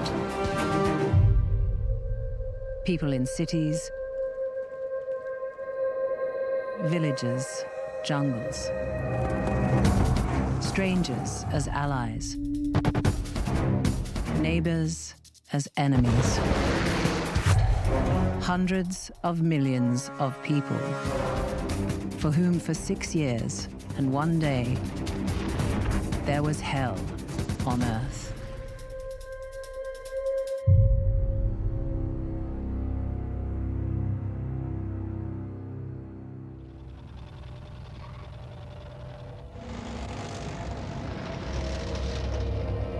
German forces have swept across Europe, isolating the United Kingdom. Switzerland and Sweden are neutral, Spain sympathetic, the rest of the continent occupied or allied. Hitler rules an empire and governs a population greater than that of the USA. He turns east, demanding a different kind of war. A race war. A war of annihilation.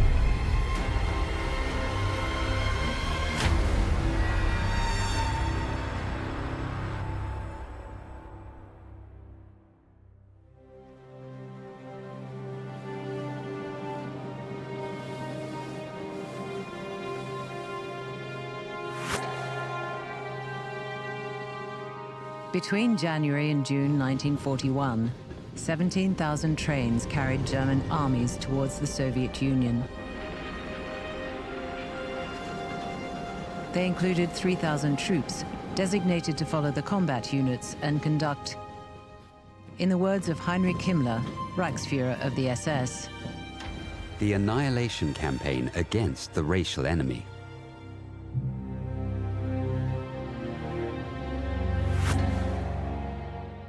On January 9th, 1941, the Führer told his generals, "The enormous Russian space holds immeasurable riches. I am convinced our attack will sweep over them like a hailstorm." Hitler, in his second book, wrote with envy of the American ability to exterminate the Native Americans. He starts to look to the Ukraine as the breadbasket, which will provide wheat and meat and milk.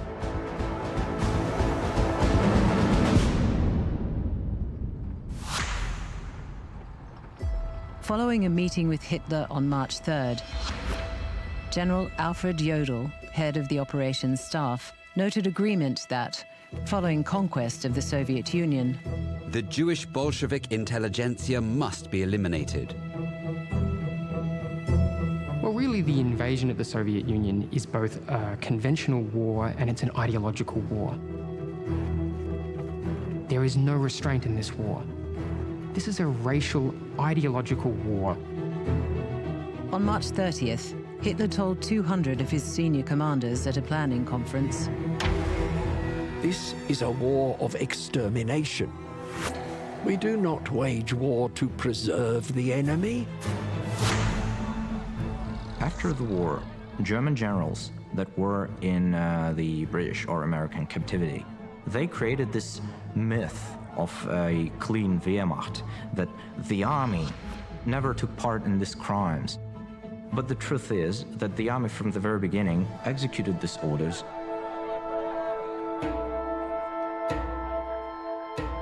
The criminal orders followed. The Commissar order was an instruction to shoot a particular class of prisoner of war at the site and almost at the moment of capture. Hitler thought that the commissars were the driving power, the ideological cells in this organism, in this body of Red Army, right? So they had to be killed straight away. Field Marshal Wilhelm Keitel signed the final draft of the order. As a matter of principle, political commissars will be shot at once. The people who came here as the harbingers of the European idea, they turned into criminals, which fought Soviet people, which burned the whole villages. They killed women, children.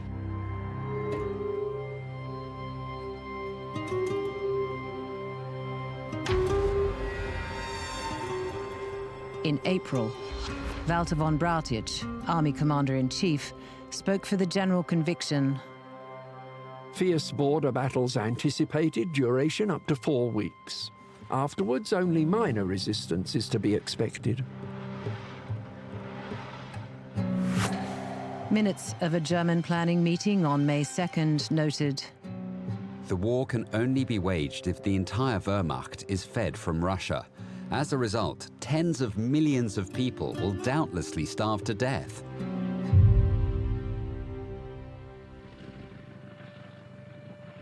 This expected outcome was confirmed by the Economic Policy Guidelines for Economic Organization East, published on May 23rd.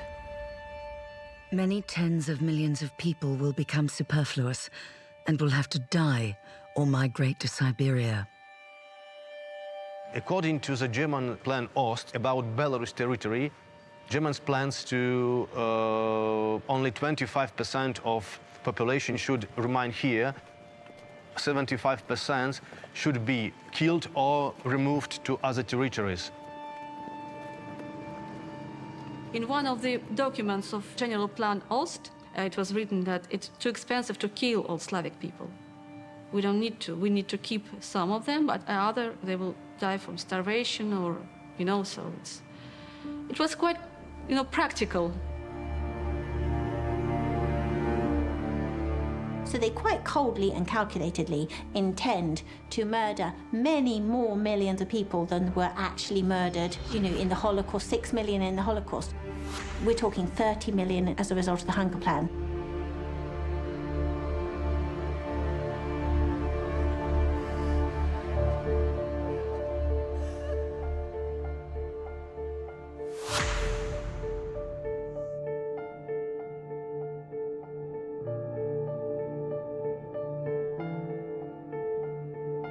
On June 11th, Stalin received warning of imminent attack from a Soviet agent in Berlin known as Starshiner. He rejected every warning. He was convinced that the more that he heard from warnings from the British about German preparations, that this was a British plot to provoke him into a war with Hitler purely for British interests.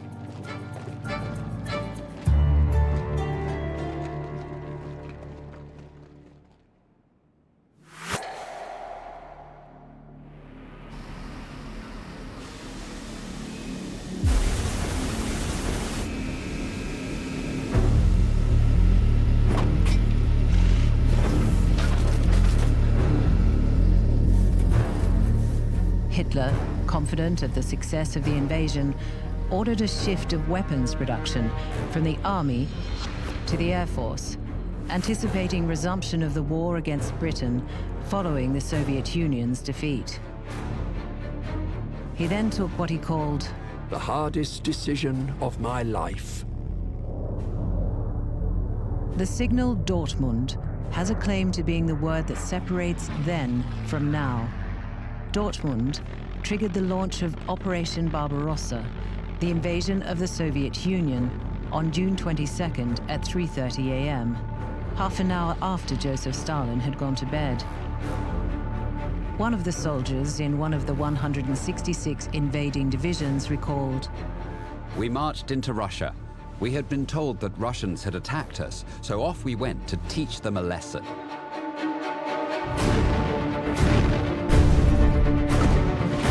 Stalin had disregarded over 80 warnings about Barbarossa and 180 violations of Soviet airspace in the preceding 3 months. Then, a forward position radioed, "We are being fired on. What are we to do?" With the familiar Panzer technique, which had never before failed, Nazi Germany launched the campaign which was to overwhelm the Soviet and provide Hitler with a full entry into Moscow long before summer ended. The entire German forces, including their allies Romania, Finland, and various other contributing nations, came to about 4 million men that was going to cross the Soviet border and head towards their targets in the Soviet Union. German bombers struck 66 Soviet aerodromes, destroying more than 1,200 Soviet aircraft on the ground. Bombs fell on towns. Yuri Kuzhnikov, who served in the Red Army, remembered, "We woke up because of the noise in the sky. There were planes and they were flying and swooping down and nosedived. We thought it was part of the training, but it was Germans." The invasion was initially enormously successful for the Germans. They cut through the Soviet defenses. They almost destroyed the Soviet Air Force on the ground before they could even get aircraft in the air. When Georgy Zhukov, chief of the General Staff, phoned the Kremlin, he was told that Stalin was asleep.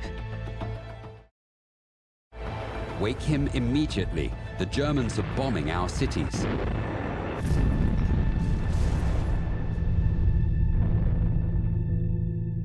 By nightfall on the 22nd, Italy and Romania had declared war on the Soviet Union. Finland joined in on the 26th, and Hungary on the 27th. The German army in the east was supported by the Dutch, French, Danish, Croatian, Slovakian, Hungarian, Romanian, and Spanish volunteers. Army groups North, Center, and South struck out for their objectives. Group North, tasked with the capture of Leningrad, South with Kiev, and Center, the largest formation with as much armor as the other groups combined, driving for Smolensk. They are just driving in. And this is a real problem because they don't have any infantry support. They will close the encirclement at Minsk. They will ultimately capture some 300,000 Soviet prisoners of war, but the bulk of the German infantry is coming much slower behind them. On June 23rd, Goebbels wrote in his diary, "We must win, and quickly. The public mood is one of slight depression.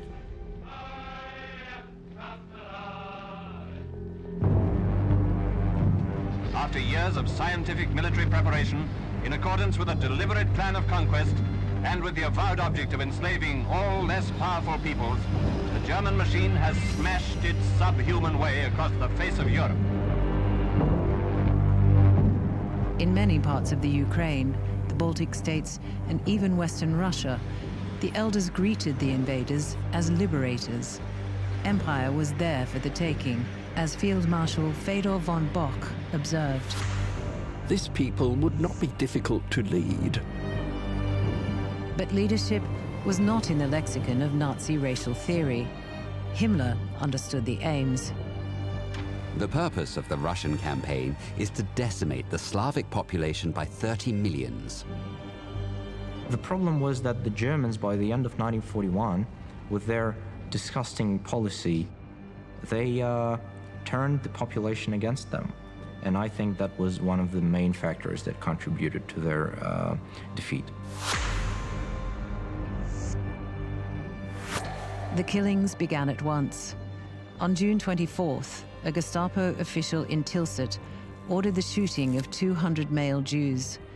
A further 201 Jews were killed in Gargstye, 214 in Kretinga on the 25th, 100 at 11 in Palanga on the 27th, escalating to 30,000 at Kaunas between the 4th and 6th of July.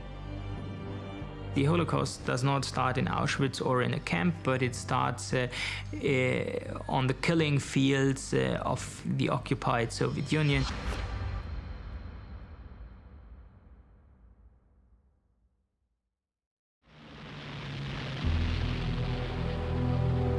Within 3 days of the invasion, the Luftwaffe was able to switch to a ground support role. The Red Army Air Force would lose 21,200 aircraft in 1941 from an initial strength of 32,100. Evgeny Kuguchin lived close to the border. Straight away, the preparation began. Not too far from my village, they started building a reserve airport. They gave an order to every collective farm to find people and horses, so we were surfacing the field for a future airport.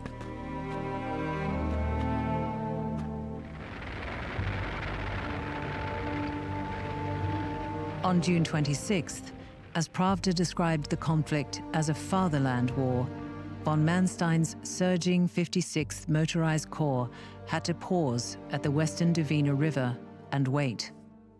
It was a modern army, tanks, motorized infantry. They're thrusting forward, destroying, breaking these echelons. But 80%, the great bulk, was still infantry that would march on and on and on, just like back in the days of Napoleon.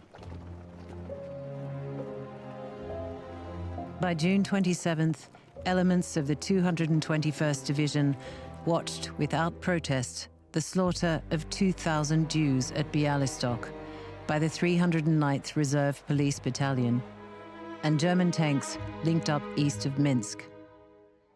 A day later, the city surrendered.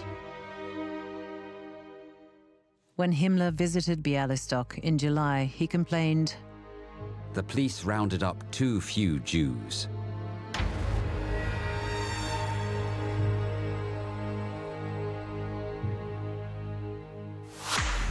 A week after the launch of Barbarossa, the vanguard was almost a third of the way to Moscow.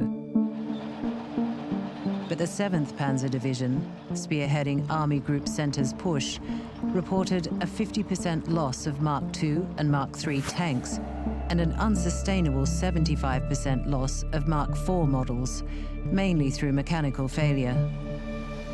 As you drive over it with a tank and then a truck and then a tank and then a truck, it kicks up an enormous amount of dust. And all of this is going into 1930s, 1940s air filters. It's going straight into the engines.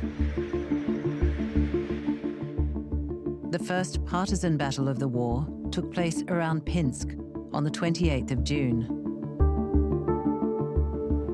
The path in the swamps was very narrow.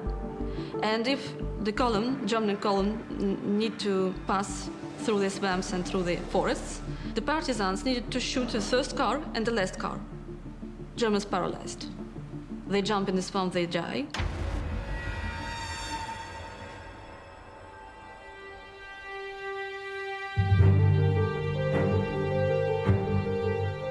A directive issued on the 29th in the names of Stalin and Molotov called for people to create intolerable conditions for the enemy and all of his henchmen. Fighting against partisans for the Germans always means, well, if we find a gun or two in a village, then we consider the village to be a partisan village and we'll burn the village and we'll kill all the people. So in Belarus, we have more than 1 million non-Jewish inhabitants who are actually killed. In the first winter of war, several hundred thousand small children, younger than 1 year, their mothers didn't have milk, and there was now a substitute of mother's milk, because it was impossible for them to survive.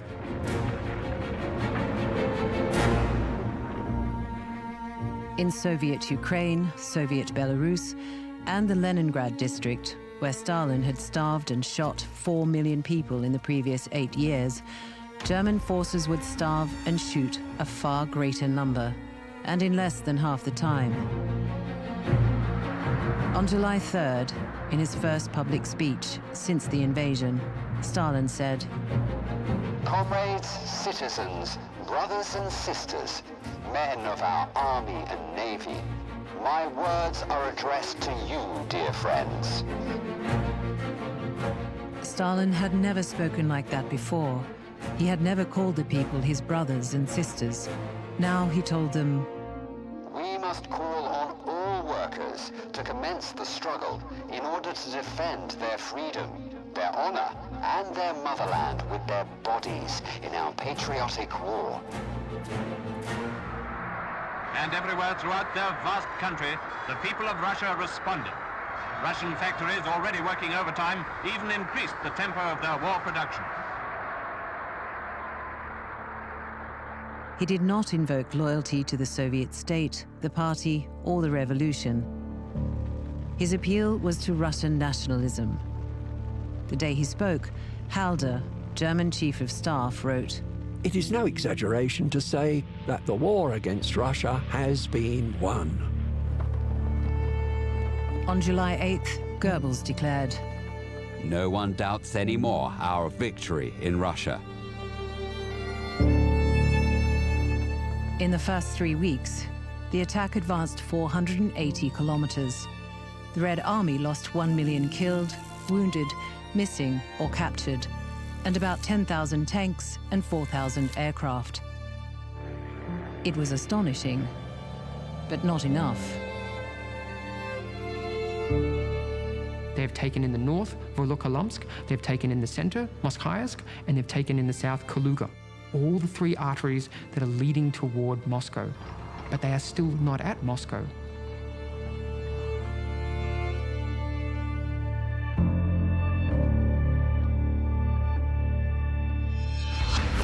The crucial city of Smolensk, halfway between Minsk and Moscow, fell on July 16th. Lev Kazevich served in the Red Army. Main battles were going in Smolensk, and we were surrounded. I was wounded, I was deaf, I lost my hearing. Our sergeant major was wrapped up with our regimental color, and some fishermen helped us to cross the river, and we got to the bank where our troops were. All the history books will tell you, Battle of Minsk, great success, 300,000 prisoners of war. Battle of Smolensk, something similar, about 300,000 prisoners of war. The problem is, they have not done what Barbarossa stipulates. They have not been able to eliminate the Red Army or Soviet resistance at the borders.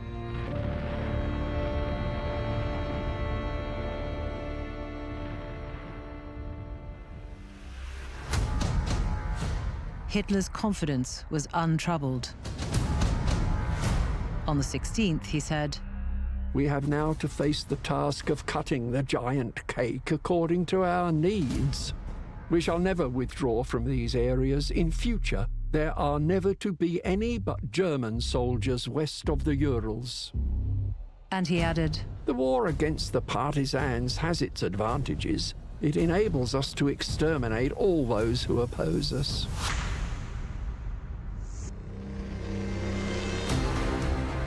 So Himmler ramped up the manpower deployed to the task of shooting non-combatants. You then get a radicalization of orders being issued further down the chain of command. An increase in the manpower in the rear areas in the Soviet Union to combat partisans. And the main increase in manpower is the SS battalions who were sent then to the east.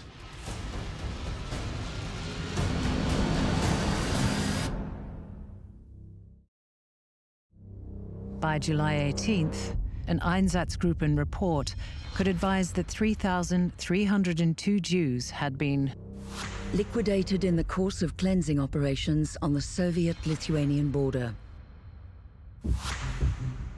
Peter Bzhosky was a Soviet soldier. First time in our life, we saw how people were killed. Germans killed everyone, and that anti-tank trench was filled with human bodies. We saw there was bodies of toddlers. On July 19th, Shana Graham, who lived in the Preili shtetl in Latvia, wrote, "An order has been issued that Jews must wear a yellow distinguishing mark." On the 27th, she wrote, "All the Jews in Devonskaya Street are ordered to put on their best clothes. In the afternoon, chased out beyond the cemetery and shot there. This is terrible. We did not expect things to end this way." On August 8th, "No one knows when our sufferings will end. I feel as though the next awful thing is getting closer and closer to me." On the 9th, Shana Graham's family was murdered. All the Jews of Preili were murdered, all 1,500 of them. Shana did not die that day. Shana Graham was kept back by the Einsatzgruppe commander for his amusement and not killed until he was done with her on the 16th. She was 15 years old. By July 20th, Admiral Canaris, chief of German military intelligence, reported that it was increasingly evident that the Russian campaign is not going by the book. Barbarossa was planned to be a quick war, but the truth is that the Germans could never reach what they had in mind, so that meant that they're trapped in the east.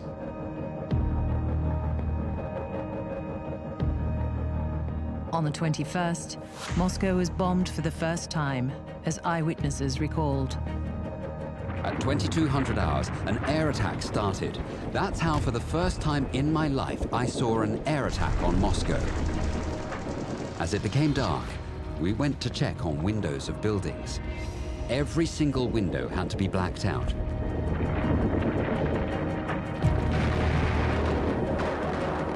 The first major Soviet counteroffensive was launched on the 23rd at Smolensk. Vasily Pronin was one of the raw recruits. We didn't have much of war experience at that time. We were very scared.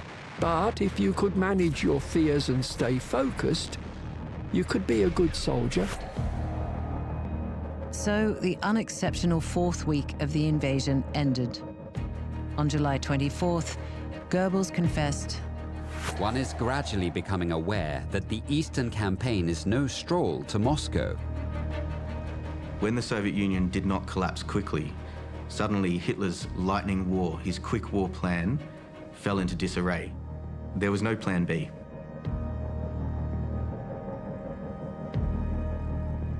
Two days later, July 26th, Hitler complained, "The Russians simply do not know when they are defeated."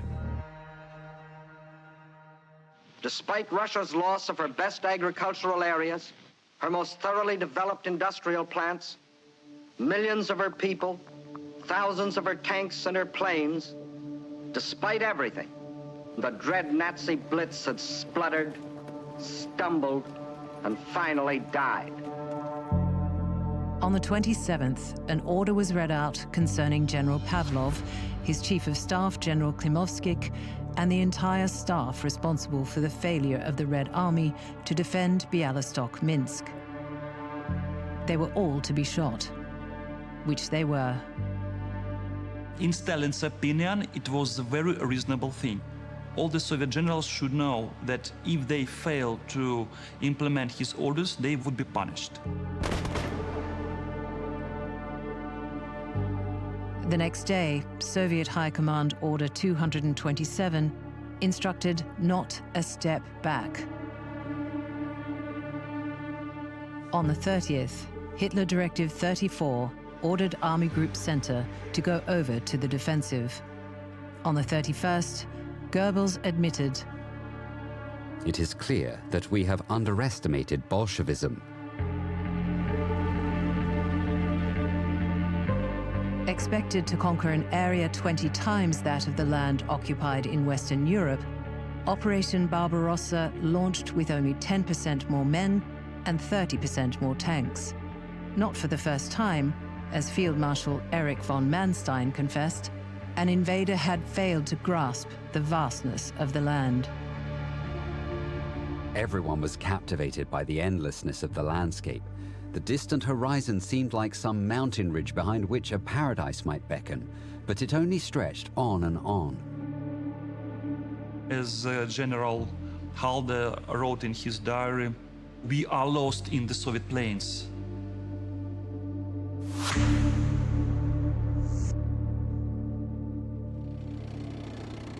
The invading force suffered the greatest number of casualties while advancing. More than 500,000 wiped off the strength. And as the invasion advanced, Soviet industry retreated. As the German forces were pushing towards Moscow, the Soviet Union was already evacuating factories, government departments, huge resources to the east. Stalin's policy of the scorched earth will deprive Hitler of any loot.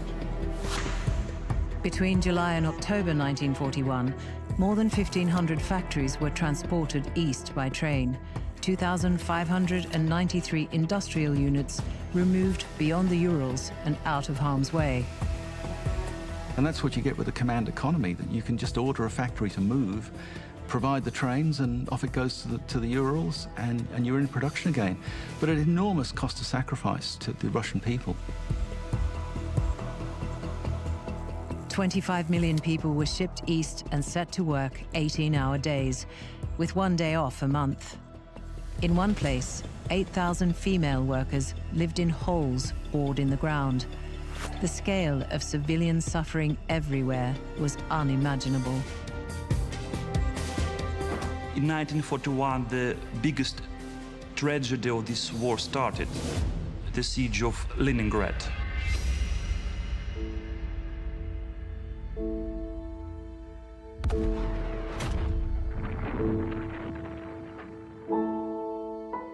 The almost 900-day siege claimed 1 million lives, more than the combined British and American death toll for the entire war.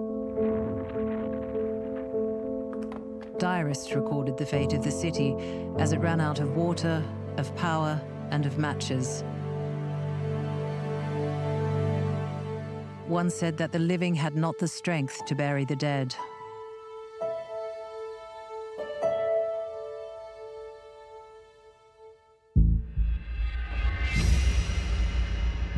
In September, panzer divisions met up at Lochwitza, encircling an army which, on the 26th of September, surrendered 655,000 Russian prisoners.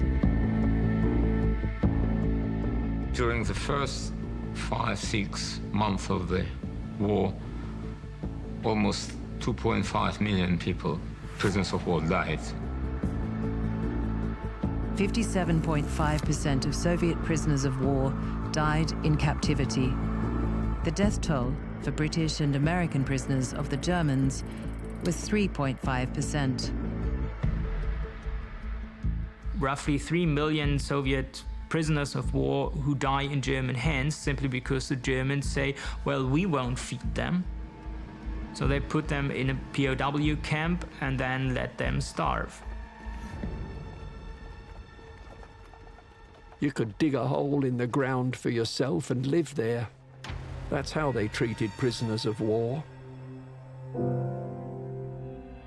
We have camps where 100,000 Soviet prisoners of war are in there, and 2 months later they are all dead because they have all been starved to death. And who is commanding this? The German army. A Kiev diarist said, "There is total famine. They probably want to give us a slow death. Obviously, it is inconvenient to shoot everybody." When Hitler ordered the resumption of the advance on Moscow, Operation Typhoon, his infantry division had been reduced to 50% of their original strength, and the fighting vehicle strength of the Panzer Division similarly weakened. In a radio broadcast, he said, "Today begins the last great decisive battle of the war, the final tremendous blow which, before the onset of winter, will lead to the destruction of the enemy." Joseph Goebbels was poetically jubilant. "The eastern continent lies like a limp virgin in the mighty arms of the German Mars."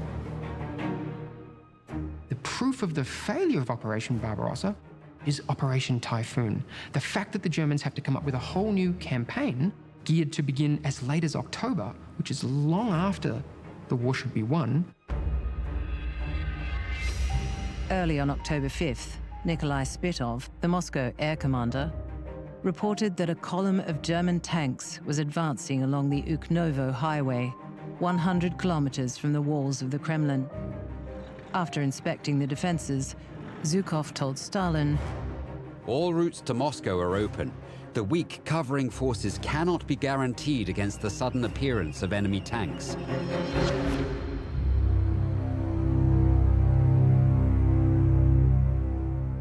On the 15th, Stalin ordered the evacuation of Moscow, but announced that he would remain in the capital. Stalin's presence in the city during the Battle of Moscow is considered by some historians one of the great turning points of the Second World War.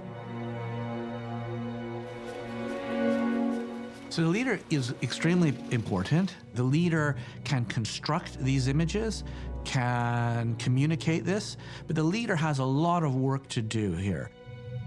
People, of course, can buy into it or not. Lavrentiy Beria, sadistic head of Stalin's secret police, was in a panic. How are we going to defend Moscow? We have absolutely nothing at all. We have been overwhelmed. We shall be shot down like partridges. Vasily Pronin was with the Red Army. Tula was a southern point of Moscow's defense. It was planned that the 50th Army would defend the city, but that army was surrounded in Bryansk. By order, all men from Tula, except bakers and men from the armory, had to go and defend Tula. Gunther Blumentritt was chief of staff of the German Fourth Army. He saw Russian workers poured out of the factories and fought with their hammers and tools in defense of their city.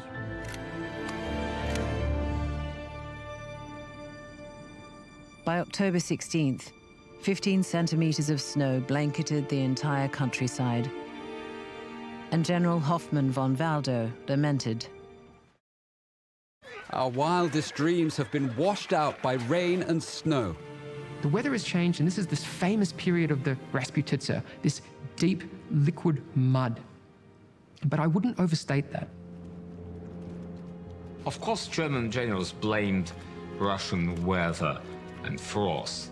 But to be honest, it was not a state secret of Russia that we've got frosts in December and in January.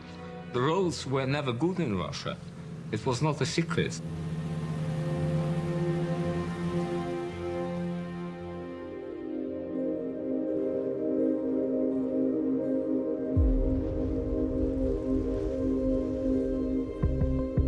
On November 12th, the temperature on the Moscow front dropped to -12 degrees Celsius, and frostbite and more began to spread through the invaders, who had not been equipped for the winter. On October 12th, 1941, General Heinz Guderian recorded a temperature of -52 Celsius. Soup froze in the bowl, and bowels froze in the latrine, killing the man with his pants around his ankles. It's -40.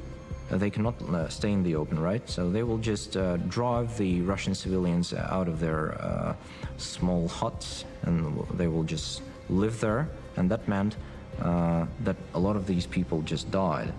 And no one knows how many perished because of that.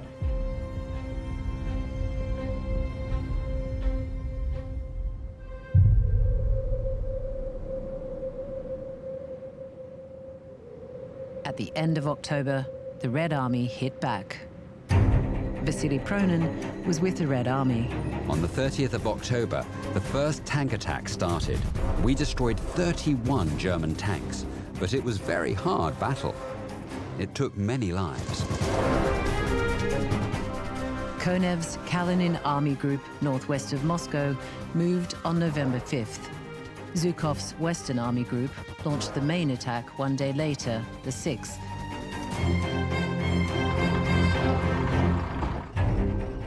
By the 16th, the panzer group that had bridged the Moscow-Volga Canal had been pushed back.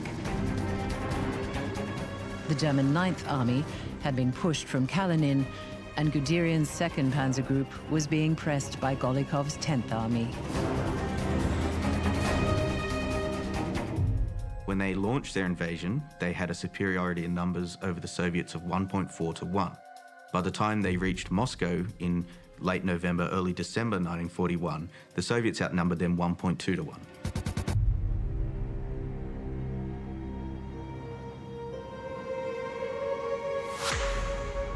On December 13th, 1941, the 6th Panzer Division reported that it only had 350 riflemen and no tanks. On the 16th, 7th Panzer was down to 200 men, 10 vehicles, and no heavy tanks. 3rd Panzergruppe reported, Discipline is breaking down. More and more soldiers are heading west on foot without weapons. A Soviet commander in the 19th Rifle Brigade recalled, The Germans in July 1941 were confident, strong, tall men. But later on, they became miserable, crooked, snotty, wrapped in woolen kerchiefs stolen from old women in villages.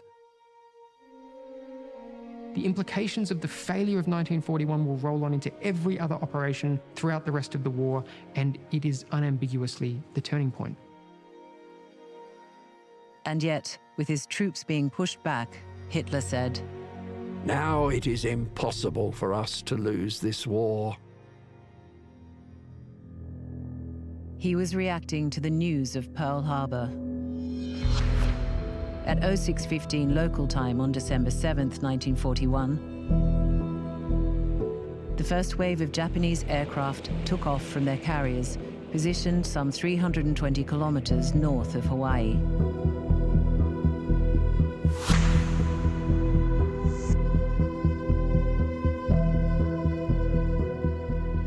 Robert Eakin of the U.S. Navy was aboard his ship. We were tied up at the submarine base when the Japanese hit. I was having a chat with the first lieutenant. He said that they're kind of early this morning. We were thinking about the Army Air Force. They used to have maneuvers on Sunday mornings. Then pretty soon we saw a bomb drop, and he said, this isn't the Army Air Force. So some general quarters and everybody headed for their battle stations. At 0750 hours, the first wave of Japanese aircraft, 43 fighters, 51 dive bombers, 70 torpedo bombers, and 50 ordinary bombers, flying in layers from 3,000 to 4,500 meters, appeared over Hawaii. We went up to our battle stations and fired at planes coming over. And it went on for a couple hours. Me and my gunner got credit for a plane and a half. How they figure, I don't know. Japanese planes attacked the airfields at Wheeler, Kaneohe, and Hickam, and launched torpedoes at the naval squadron of 94 warships and auxiliary vessels at anchor, including 8 battleships in Battleship Row. We saw the Arizona get hit. A lot of the guys were caught in fires and jumped over the side. Some of them drowned, some of them burned to death. But I was one of the lucky ones.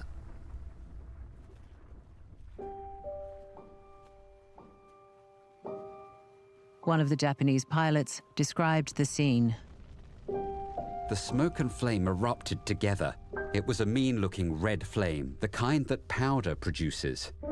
And I knew at once that a big powder magazine had exploded.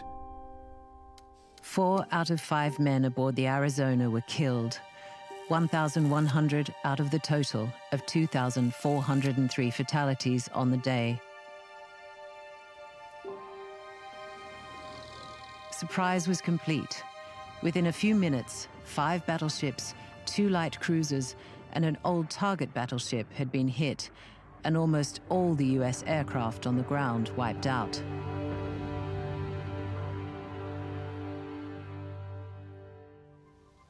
Pearl Harbor was the key. knock out the fleet, the battleships, and they assumed carriers located at Pearl Harbor, so that they would then be free at the same time to invade Malaya, to seize Southeast Asia. The Japanese would never have attacked the Americans if they didn't think that the British and the Americans would have been tied down in Europe. By 1000 hours, it was all over. The Japanese plan appeared to have succeeded, and at a cost of only 29 aircraft and 5 mini-submarines. But a pair of vital targets, the oil storage tanks and the American aircraft carriers, which were at sea during the attack, had been missed. Americans who would serve in the war remembered the day it arrived in their country. There was a skating rink at 60th Street and the Boulevard. It was about 2:30 in the afternoon, a loudspeaker can come on, and it said, everybody were closed and go home. The Japanese just attacked Pearl Harbor. And that's how I heard about Pearl Harbor. I was hanging out on the corner like we did in them days, and we heard that Pearl Harbor was attacked. Nobody knew where Pearl Harbor was. Never heard of it before.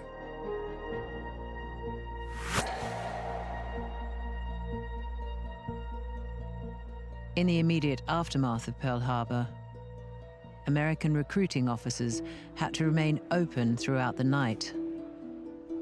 Remember Pearl Harbor became the sort of rallying cry of the American people, much like Remember the Alamo. It really rallied the American people around the cause. I remember it very clearly because at the time there was a football game going on in Chicago. When it came over the news, the amazing thing was that the next day, hundreds of boys left immediately to join the Army. Tactically, it was very effective, tremendous success. Politically, it was a disaster because it united the American people behind all-out war. On December 8th, Breckinridge Long at the US State Department said, "It is the worst day in American history. All day we have been in hectic steps of transition from a peace basis to a war basis." On December 8th, Roosevelt addressed Congress. I think he deserves recognition as the greatest president of the 20th century and the 21st because he was equal to this moment.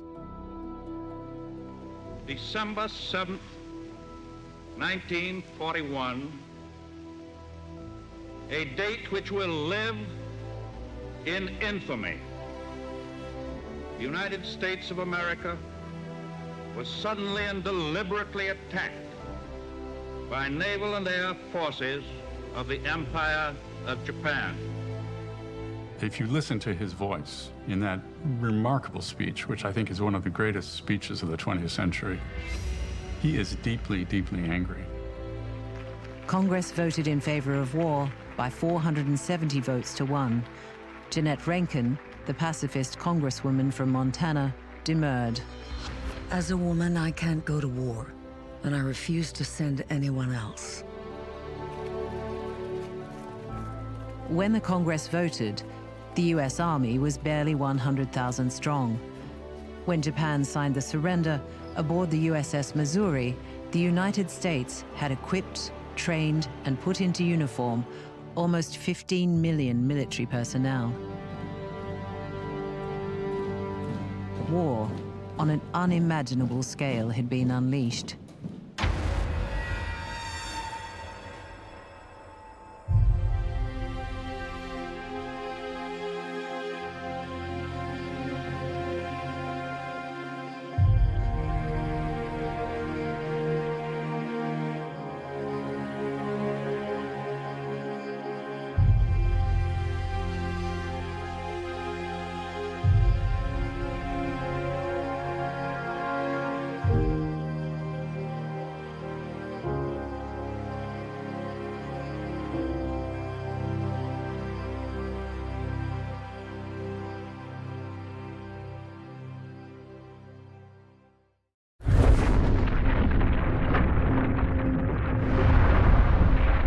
6 years and 1 day after Hitler invaded Poland, Japan signed the Instrument of Surrender. September 2nd, 1945.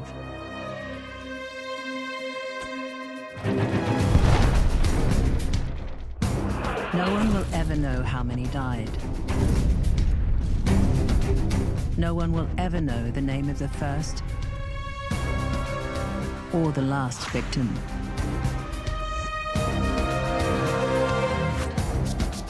But they are the story of the Second World War. Not the tanks that could not move, or the planes that could not fly, or the ships that could not sail without them. War is about people, in uniform or not. People in cities, villages, jungles. Strangers as allies. Neighbors as enemies. Hundreds of millions of people for whom for 6 years and 1 day there was hell on earth.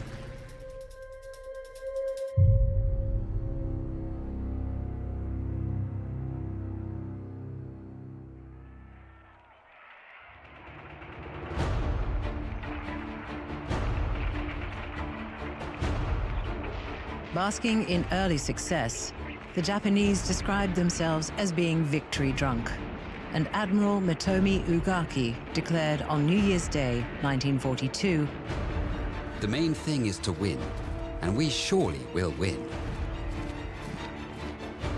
But on May 12th, little over 4 months later, and following the Battle of the Coral Sea, Admiral Ugaki struck a different note in his diary.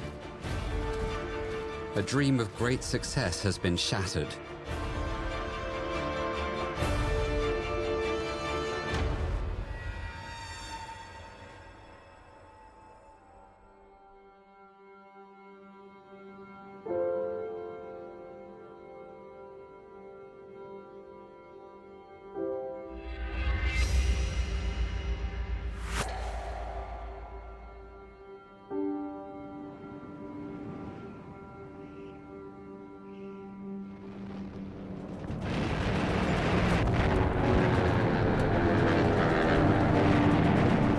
The attack on Pearl Harbor on December 7th, 1941, was a shock, but not quite a surprise. In China, many considered it a blessing, but China's war was far from over. When we think about the experience that we associate with the war in the West, even something as iconic as the Blitz in London, we should remember that those experiences were not just shared in China, but often the Chinese were there first. The news of Pearl Harbor was also greeted with glee by the British Prime Minister, who was spending that weekend at his official country home. When the news of Pearl Harbor came through, he said he went to bed that evening and he slept the sleep of the just and the saved, because he knew that America coming into the war in that way would tip the balance completely against Nazi Germany. "4 days after Pearl Harbor, Hitler announced to the Reichstag that Germany had declared war on the USA. Ribbentrop, Hitler's foreign minister, asked, "When has a Jewified nation like that ever produced fighters?" Hitler said, "Everything about the behavior of American society reveals that it's half Judaized and the other half negrified. How can one expect a state like that to hold together?"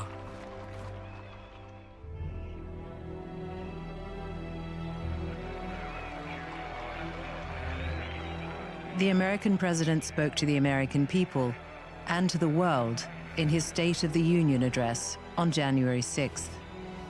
In fulfilling my duty to report upon the State of the Union, I am proud to say to you that the spirit of the American people was never higher than it is today.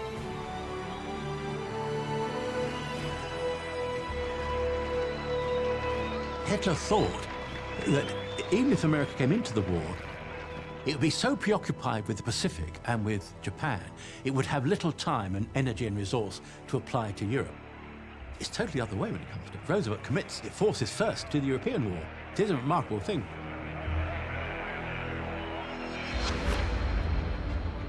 In the address, Roosevelt told the world that the United States would produce 60,000 aircraft in 1942 and 125,000 in 1943, 45,000 tanks in 42 and 75,000 in 43.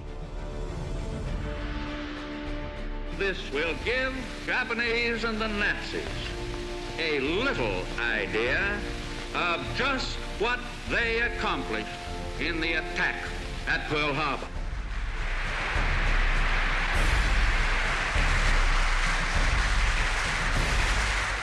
I suppose you could say that Roosevelt had charisma. He had this ability to speak to people. But I think what made him different from people like Hitler or Mussolini was that he believed in democratic institutions.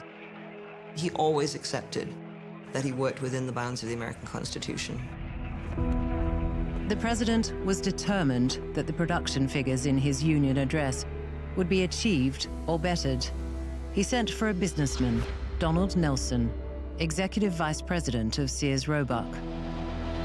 Roosevelt set up a new authority, the War Production Board. He asked the man from Sears Roebuck if he approved of the name. Nelson said it was fine. Roosevelt said, "I'm glad you approve, because you are the chairman of the War Production Board."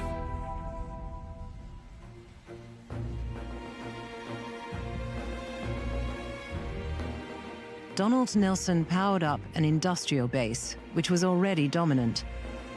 In the time the Japanese built one aircraft carrier, the Americans built 24. There is no way that they could match that. In modern warfare, it's all about manufacturing ability and logistics, and the Americans could overwhelm the Japanese.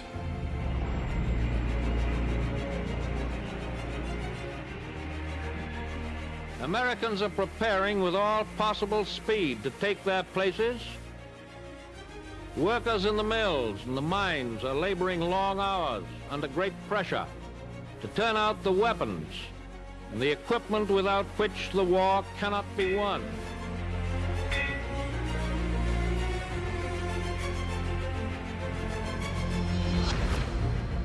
Once Donald Nelson went to work, the transformation was extraordinary. In 1941, American dockyards produced 794,000 tons of shipping. In the following 3 years, they produced 21 million tons.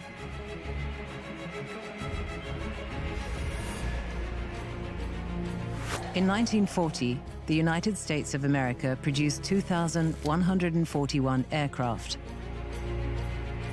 In 1944, it produced 96,318. By 1943, 18 American shipyards were together producing 3 14,000-ton cargo vessels every day. America is determined to build enough ships fast enough. And those living near the shipyards knew as well as anyone that there was a war on. Work never stopped on the ships. Early or late, it was possible to hear the roar of construction 5 miles from the shipyard.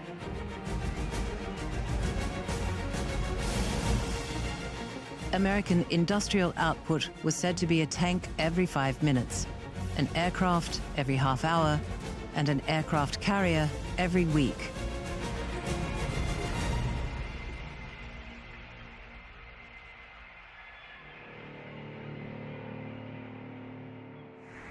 But the threat to America was not on her Pacific, but on her Atlantic seaboard. In January 1942, German U-boats sank 132 ships between New York and Miami. The Germans called it Operation Drumbeat, Paukenschlag, nicknamed the Second Happy Time.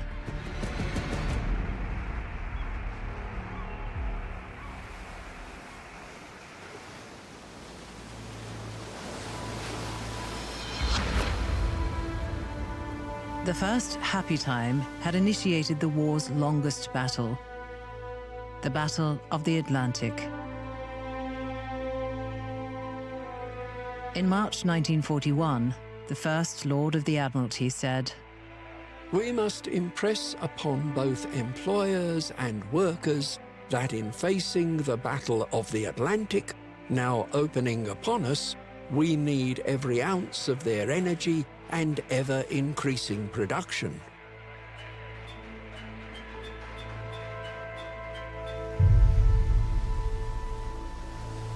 Britain's natural defense as an island may have saved her from invasion, but it was also a liability. The strength of her navy, the size of her merchant marine, almost 1/3 of the world's merchant tonnage was British, and the bounty of her empire, 42% of imports came on long voyages from imperial ports, had made Britain dependent on imports. Not for comfort, but for survival. Winston Churchill admitted, "The only thing that ever really frightened me during the war was the U-boat peril. Invasion, I thought, even before the air battle, would fail. But now, our lifeline, even across the broad oceans, and especially in the entrances to the island, was endangered."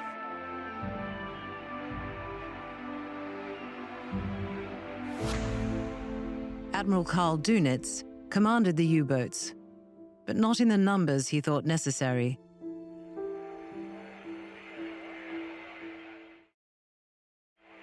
It was 1942 before Hitler conceded that The submarine will in the end decide the outcome of the war.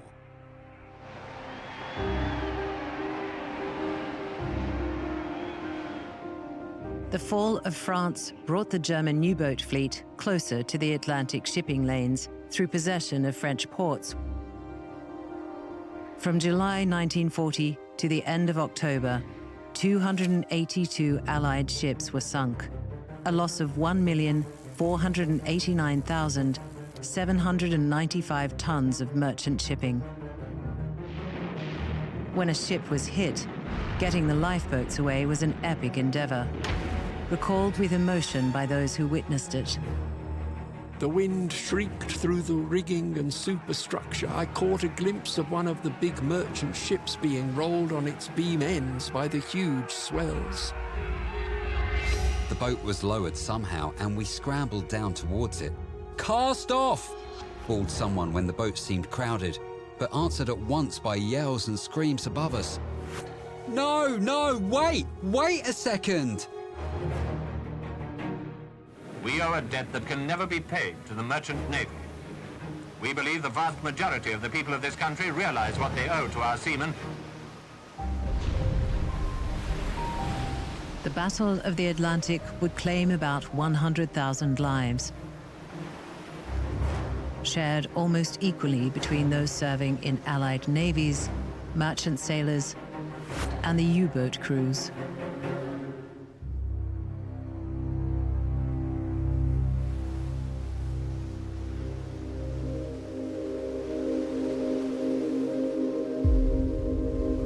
Tactics and weapons evolved as the battle continued. For the Allies, the most important innovation was the convoy system, but it had its limitations.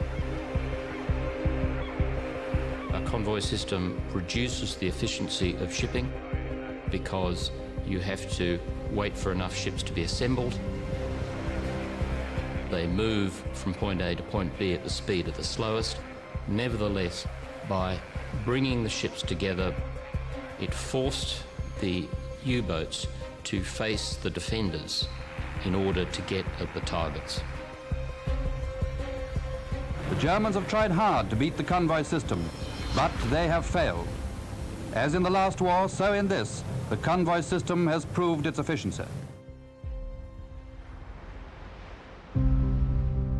Tactics improved, but according to a U-boat captain, nothing improved life aboard the U-boats. All are living under constant tension produced by living in a steel tube. A small, cramped space, monotony, bad air. Until quite late in the war, U-boats were not true submarines, capable of extended underwater operation. They had to surface often and for lengthy periods. And when they did, they were visible and vulnerable.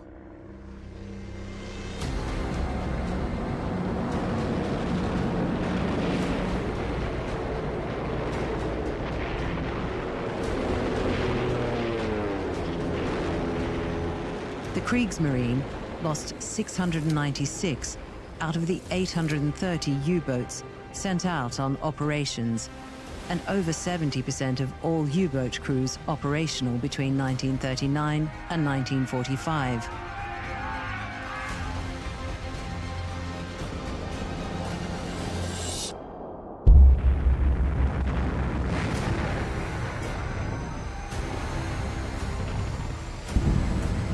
A far greater proportion of active personnel lost than any other service of any combatant nation.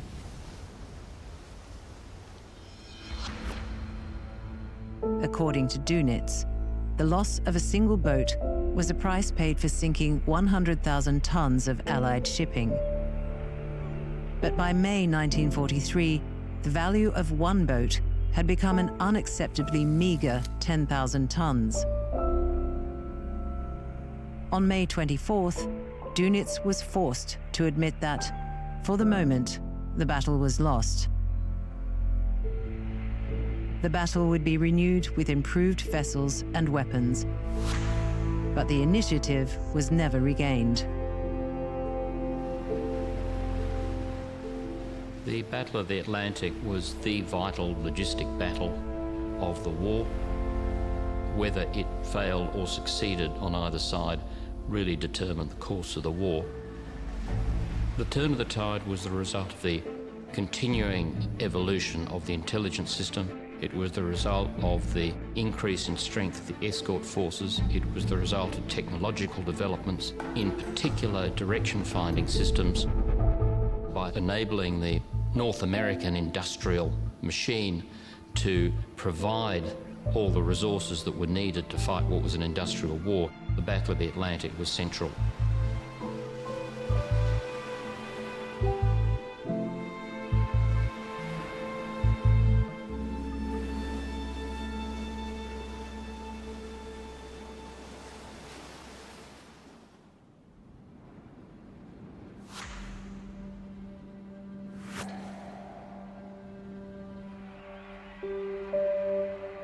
The home front understood the hardships being endured by those who went to sea. As one rescued sailor discovered, The journey across London via the underground, clad in a salt-stained uniform and clutching my orange-coloured life jacket, was more of an ordeal than the whole of the Western Ocean, with masses of people all wanting to crowd around me to slap my back or shake my hand. the Battle of the Atlantic disrupted supplies to and affected lives on the home front. Every day before the war, 10 to 15 ships were arriving in British ports bringing food, and that number halved once the war started. Churchill talks about winning the Battle of the Atlantic was the key to winning the war, and in many ways he was right. But it wasn't the key to Britain's ability to feed itself.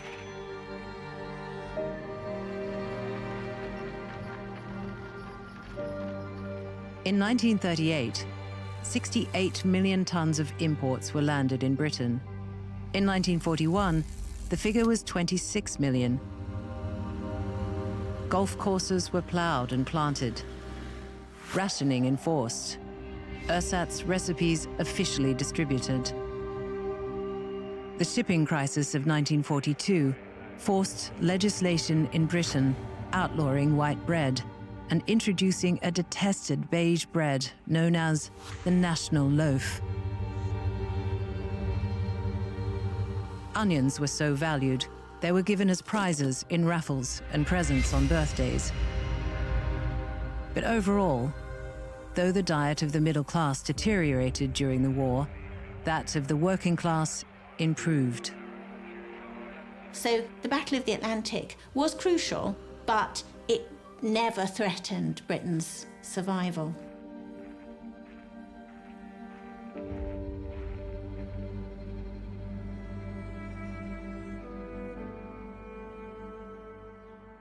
But not in occupied Europe, where millions were being starved. On January 30th, 1942, the 9th anniversary of his appointment as Chancellor, Hitler spoke from the stage of the Berlin Sportspalast. The war will not end as the Jews imagine it will, namely with the uprooting of the Aryans. But the result of this war will be the complete annihilation of the Jews.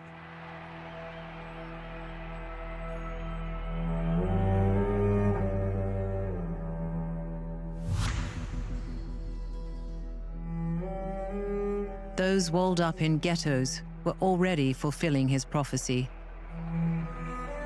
Moishe Fishman was one of them.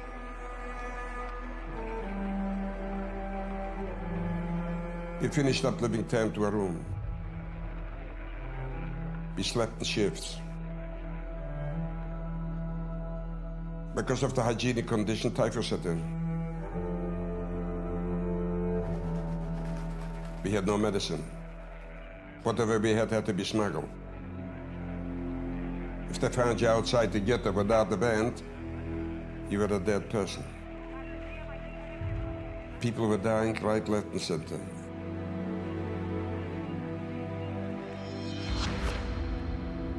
Next were ration cards. You were a German, you received 2,180, I think to be correct, calories, now we are in calories, per day. If you were a Pole, you received 600. If you were Jewish, you received 300. Out of the 300, maybe 180 were edible. The rest you could throw away.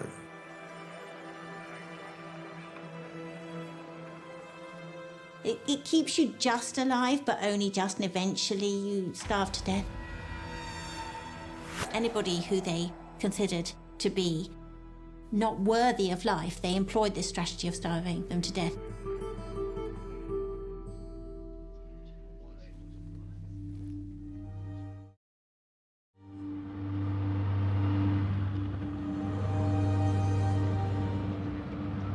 The Battle of the Atlantic did not mean starvation.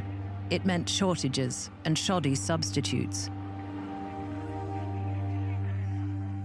Elsewhere, the disruption of maritime supply lines did mean life or death. If the United Kingdom is an island nation, Japan is a nation of islands. The Japanese go into the Second World War with America on a very frugal ration already, and it gets worse. So Japan depends on imports from abroad, but it also depends on shipping between the islands. And the American U-boat campaign against Japan is extremely effective. 1 month after Pearl Harbor, on January 7th, 1942, the USS Pollock sunk a Japanese freighter off Tokyo. It was the first of the 1,113 merchant ships sunk by the American submarines. Japan knew it could not win a war of attrition. Admiral Yamamoto, Commander-in-Chief of the Imperial Japanese Navy, famously told his Prime Minister, "In the first 6 to 12 months of a war with the United States and Great Britain, I will run wild and win victory upon victory."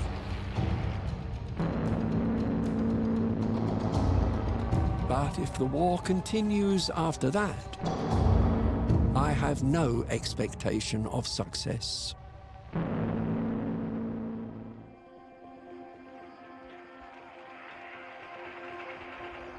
Within the space of 5 months, Japan created a vast empire. But against fragile opposition.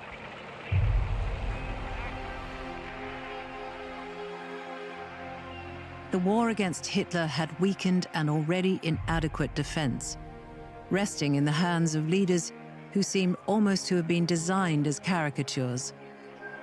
Boundlessly incompetent, stubbornly racist. A lot of racial prejudice underlies the Allies' initial reading of what the Japanese military is capable of. And so it underestimates its ability to maneuver. It underestimates simply its ability to fight. Thus, the Japanese are able to wrest control in areas that they're fighting very quickly.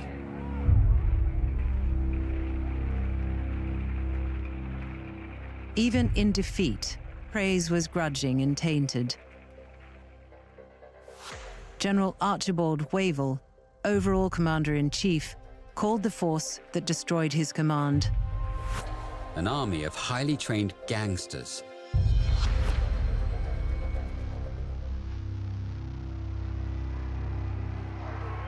Japanese racism was at least as toxic as that of any other country. Of those the invasion set out to conquer, the manual advised soldiers, "We may wish to make men of them quickly, but we should not expect too much." Racism was one of the most important explanations for the fact that the Japanese never really were able to work as closely with the Germans as they might have done.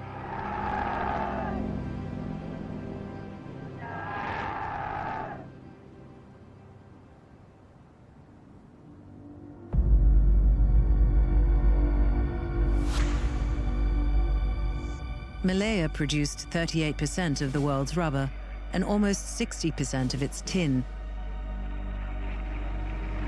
That it was a Japanese target surprised no one. Yet the defenders managed to be surprised. Almost as soon as the fight on the Malay Peninsula started, a Japanese officer concluded, "The only thing we had to fear were the quantity of munitions and thoroughness of demolitions." The British forces are seeking to defend the road and rail corridor by fighting on the road and rail corridor. Because if you're a military force and you want to move quickly, that's what you've got to use. They build defensive positions backed up by artillery. What they want to do is stop the Japanese in their tracks, employ the artillery, destroy them. The British were still seeing everything in terms of roads, and so they were defending roads. The Japanese brilliantly exploited outflanking movements again and again.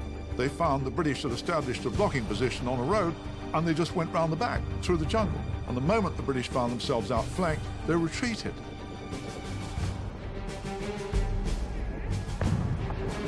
A British officer was eyewitness to the speed of Japan's advance. Within 2 minutes, a dozen medium tanks passed me. They had crashed right through our forward companies. General Yamashita, commanding the Japanese invasion force, had 150 tanks. They were not very good tanks, but their quality didn't matter.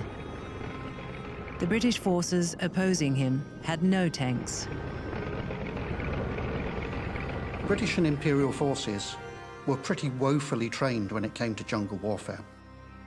The Indian Army, which made up a major proportion of the defenders, were trained essentially for the plains and the hills of India. This would be really useless when it came to fighting on narrow jungle tracks. Yamashita's men had seen combat in China, but this was their first time fighting in the jungle.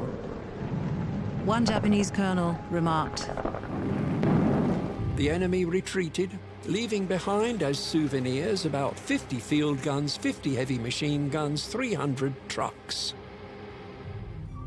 Another colonel boasted, Owing to the availability of Churchill's supplies, there was no necessity for us to transport even one bag of rice.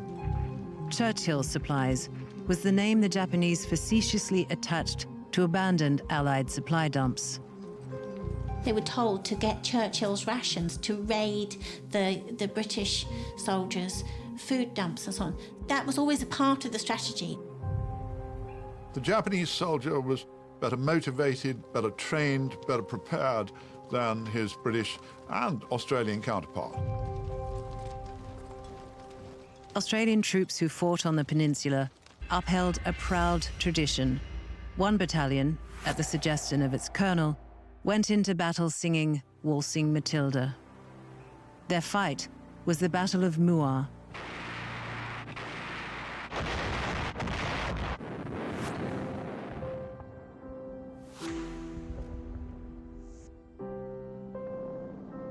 General Yamashita said, "The Battle of Muar was the most savage of the whole campaign.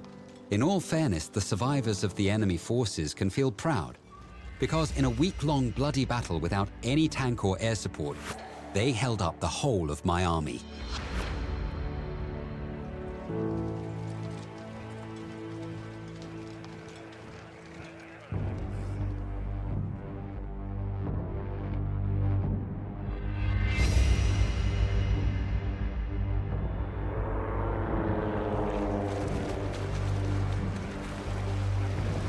By the time the Japanese advance reached Singapore Island, it was outnumbered by more than 2 to 1, had been marching for 55 days, and was short of ammunition.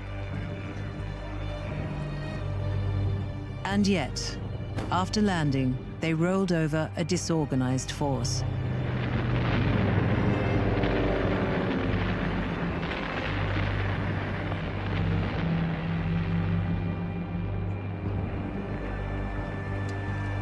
Many of the Allied troops facing the Japanese invasion were recently arrived and mainly raw recruits. On February 13th, a Japanese English-language broadcast blared over the city, declaring that there will be no Dunkirk at Singapore.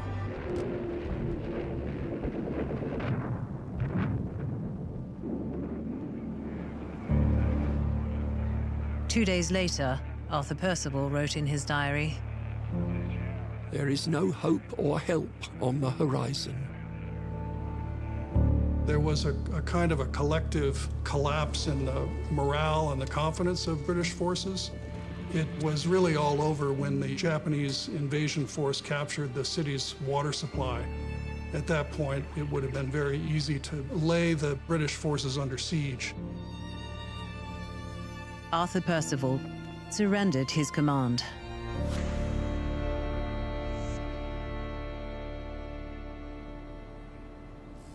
His appearance, his dress, his companions, and their carriage of the Union flag could hardly have been improved on by a propagandist wishing to hollow out the reputation of the British Empire. He fitted perfectly the role of scapegoat. It was a symbol, really, of the fact that the British Empire in the Far East was rotten, it had no substance to it, and it could be taken by a people that Churchill had been apt to despise. It was a disaster and a humiliation that he found it very, very difficult to explain in Parliament.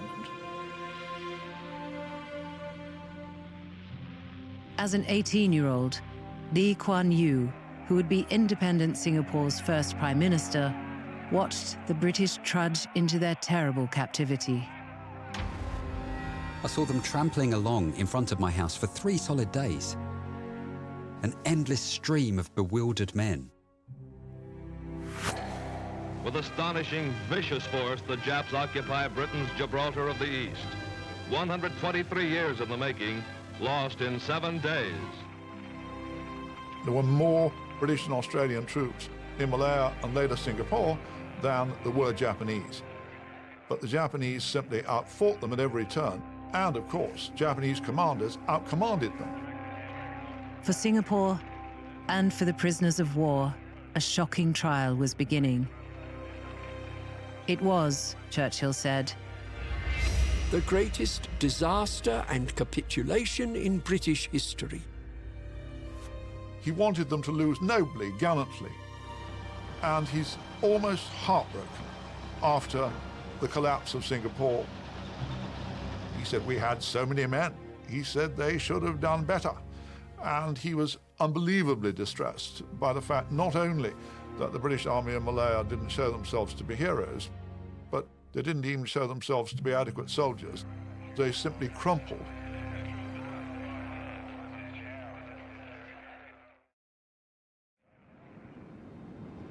The Japanese view was expressed in the diary of one of its soldiers. I greet 1942, a year of great significance, with a body and mind as clear and clean as an azure sky. In this year, more than any other, we must fulfill the path of the warrior. That path would be a crooked one. In every occupied territory, the killing of civilians, for little reason or no reason, started at once. The Japanese have been fighting the Chinese for a decade, and when they conquer Singapore, who do they turn on? They turn on the Chinese population of Singapore. The Suk Ching, the great massacre of the Chinese, is the first big tragedy of the Japanese conquest. Operation Suk Ching, carried out in Singapore from February 21st to March 4th, targeted 5 categories of Chinese males between the ages of 18 and 50. The selection was often arbitrary. At Jalan Besar, one of the screening centers, men who wore glasses are said to have been selected because they were assumed to be educated. The Japanese military were immensely powerful and had incredibly racist, denigratory attitudes towards the peoples of East Asia, over which they were gradually annexing territory. Massacre sites included the beaches at Punggol, Changi, Katong, Tanah Merah, and Blakang Mati, now Sentosa Island. Japan admits the outrage and puts the death toll at 5,000. The Singaporean estimate is between 20,000 and 50,000 killed. What usually happens in a campaign of violence is that you manage to bind different groups of people together around some common ideological or political program so that you can engage in violence on this scale. But there's no one motive, there's no one mindset.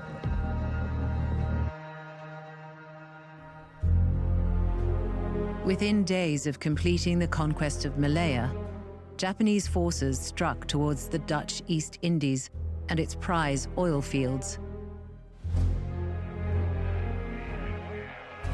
There, the critical engagement was at sea, where the Battle of the Java Sea destroyed an Allied fleet, sailing under the Dutch Admiral Karel Doorman.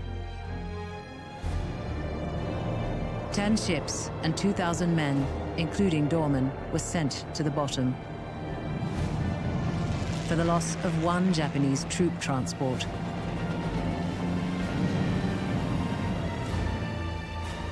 The invaders landed. The fight on land lasted a week.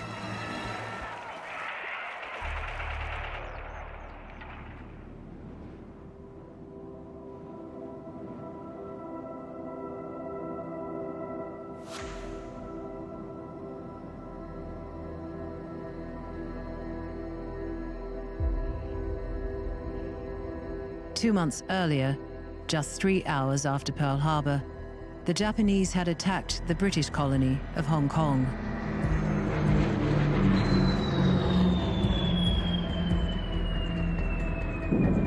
Following a week of aerial bombardment, Japanese envoys crossed Hong Kong harbor under safe passage with a message for the British governor. Sir Mark Young sent them back with his response. The governor and commander-in-chief of Hong Kong declines absolutely to enter into negotiations for the surrender of Hong Kong. It was noble, but it was costly. The following day, under cover of a heavy artillery barrage, Japanese troops landed on Hong Kong Island. In preparing the invasion of Hong Kong, the Japanese commander of the first wave, Colonel Tanaka, told his regiment they were to take no prisoners. They obeyed his order. The colony surrendered in the afternoon, but the atrocities continued.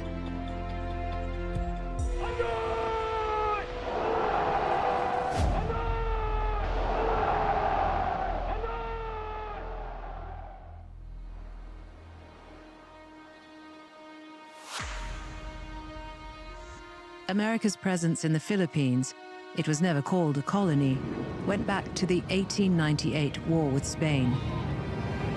General Douglas MacArthur's father had been its military governor, which is why MacArthur was invited to organize its army.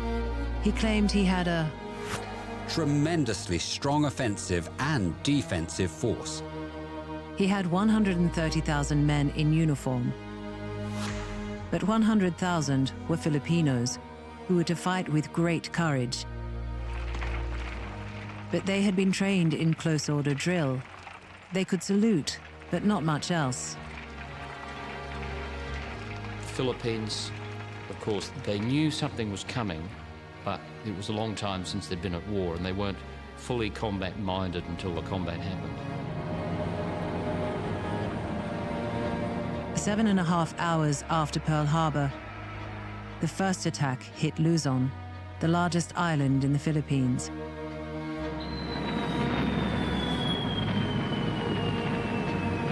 Destroying on the ground 86 of the 160 American aircraft on the island. The main landing on Luzon established 43,110 men of the Japanese 14th Army ashore. MacArthur reported, "My gallant divisions are holding ground and denying the foe the sacred soil of the Philippines." It wasn't true. A second landing threatened Manila, which was declared an open city, but the convention was not observed. Filipinos who failed to bow 3 times to Japanese soldiers were hanged in public places. MacArthur left Manila for Corregidor. On January 1st, Allied forces completed their withdrawal to Bataan. On the 22nd, MacArthur ordered withdrawal to the final defensive line, and on the 24th, cabled Washington. "I intend to fight it out to complete destruction." But Roosevelt ordered MacArthur to transfer his headquarters to Australia, and on March 11th, he was evacuated by submarine. A poem written in a Japanese POW camp gave voice to the thoughts of some, perhaps not all, of those he commanded. The 9th, Major General King, asking his opposite number, "Let him go, let him go. We are the braver. Stain his hands with our blood, dye them forever. Recall, O ye kinsmen, how he left us to die, starved and insulted by his infamous lie."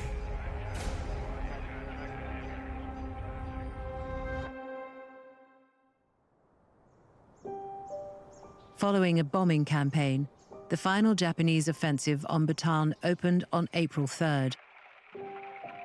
Allied forces surrendered on the 9th.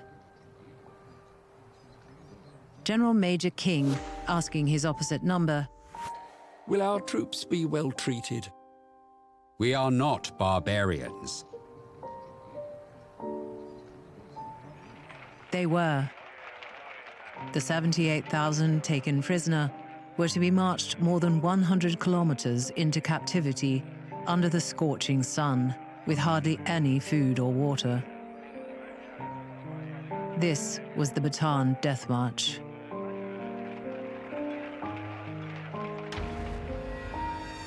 Filipino deaths on the march are estimated as high as 18,000. More than 600 of the 12,000 Americans on the death march died. Barely a third of those who survived were alive at the end of the war. 3.5% of the Allied prisoners of Germany died in captivity. The toll for Allied prisoners of the Japanese was almost 10 times that figure.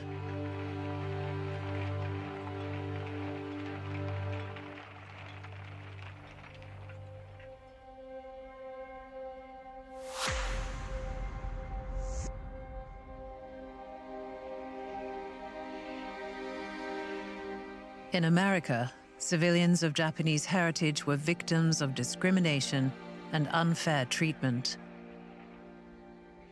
President Roosevelt's Executive Order 9066, aimed, it said, at preventing espionage on American shores, authorized the evacuation of all persons considered a threat from the West Coast to internment camps further inland.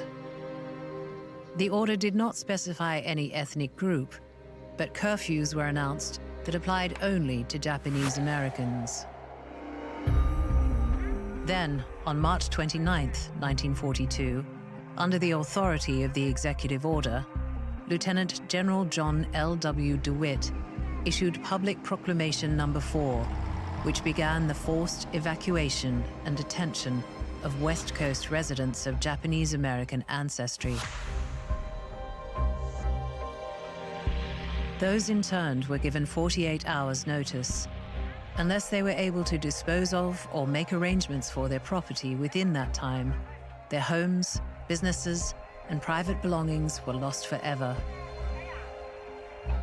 Between March and August, around 112,000 people, nearly 70,000 of them born in America, were sent to Army-style barracks. None faced charges of disloyalty, and there was no means by which they could appeal their loss of property and personal liberty. 10 different internment camps were established many miles inland, mostly in desolate locales. In the camps, families with the clothing and possessions they could carry with them lived until the end of the war. But that was 3 years away. On May 5th, just 10 weeks after Roosevelt signed Order 9066, Japanese forces landed on Corregidor after a bombardment of 16,000 shells. On the 6th, General Wainwright sent a cable. With profound regret and continued pride in my gallant troops, I go to meet the Japanese commander. Goodbye, Mr. President. He then surrendered his garrison on Mindanao. On the 16th, General William Sharp surrendered the last of the Allied forces and brought the Philippines campaign to an end.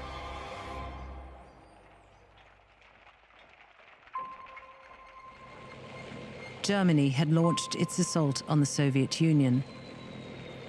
At the end of the year, Japan swept across East Asia and the Pacific. In the early months of 1942, the Allies confronted two vast empires that had been created with unimaginable speed.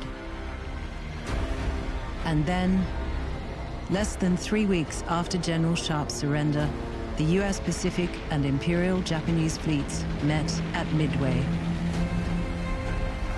By the end of 1942, in North Africa, in Russia, in the Pacific, the whole direction of the war had been reversed.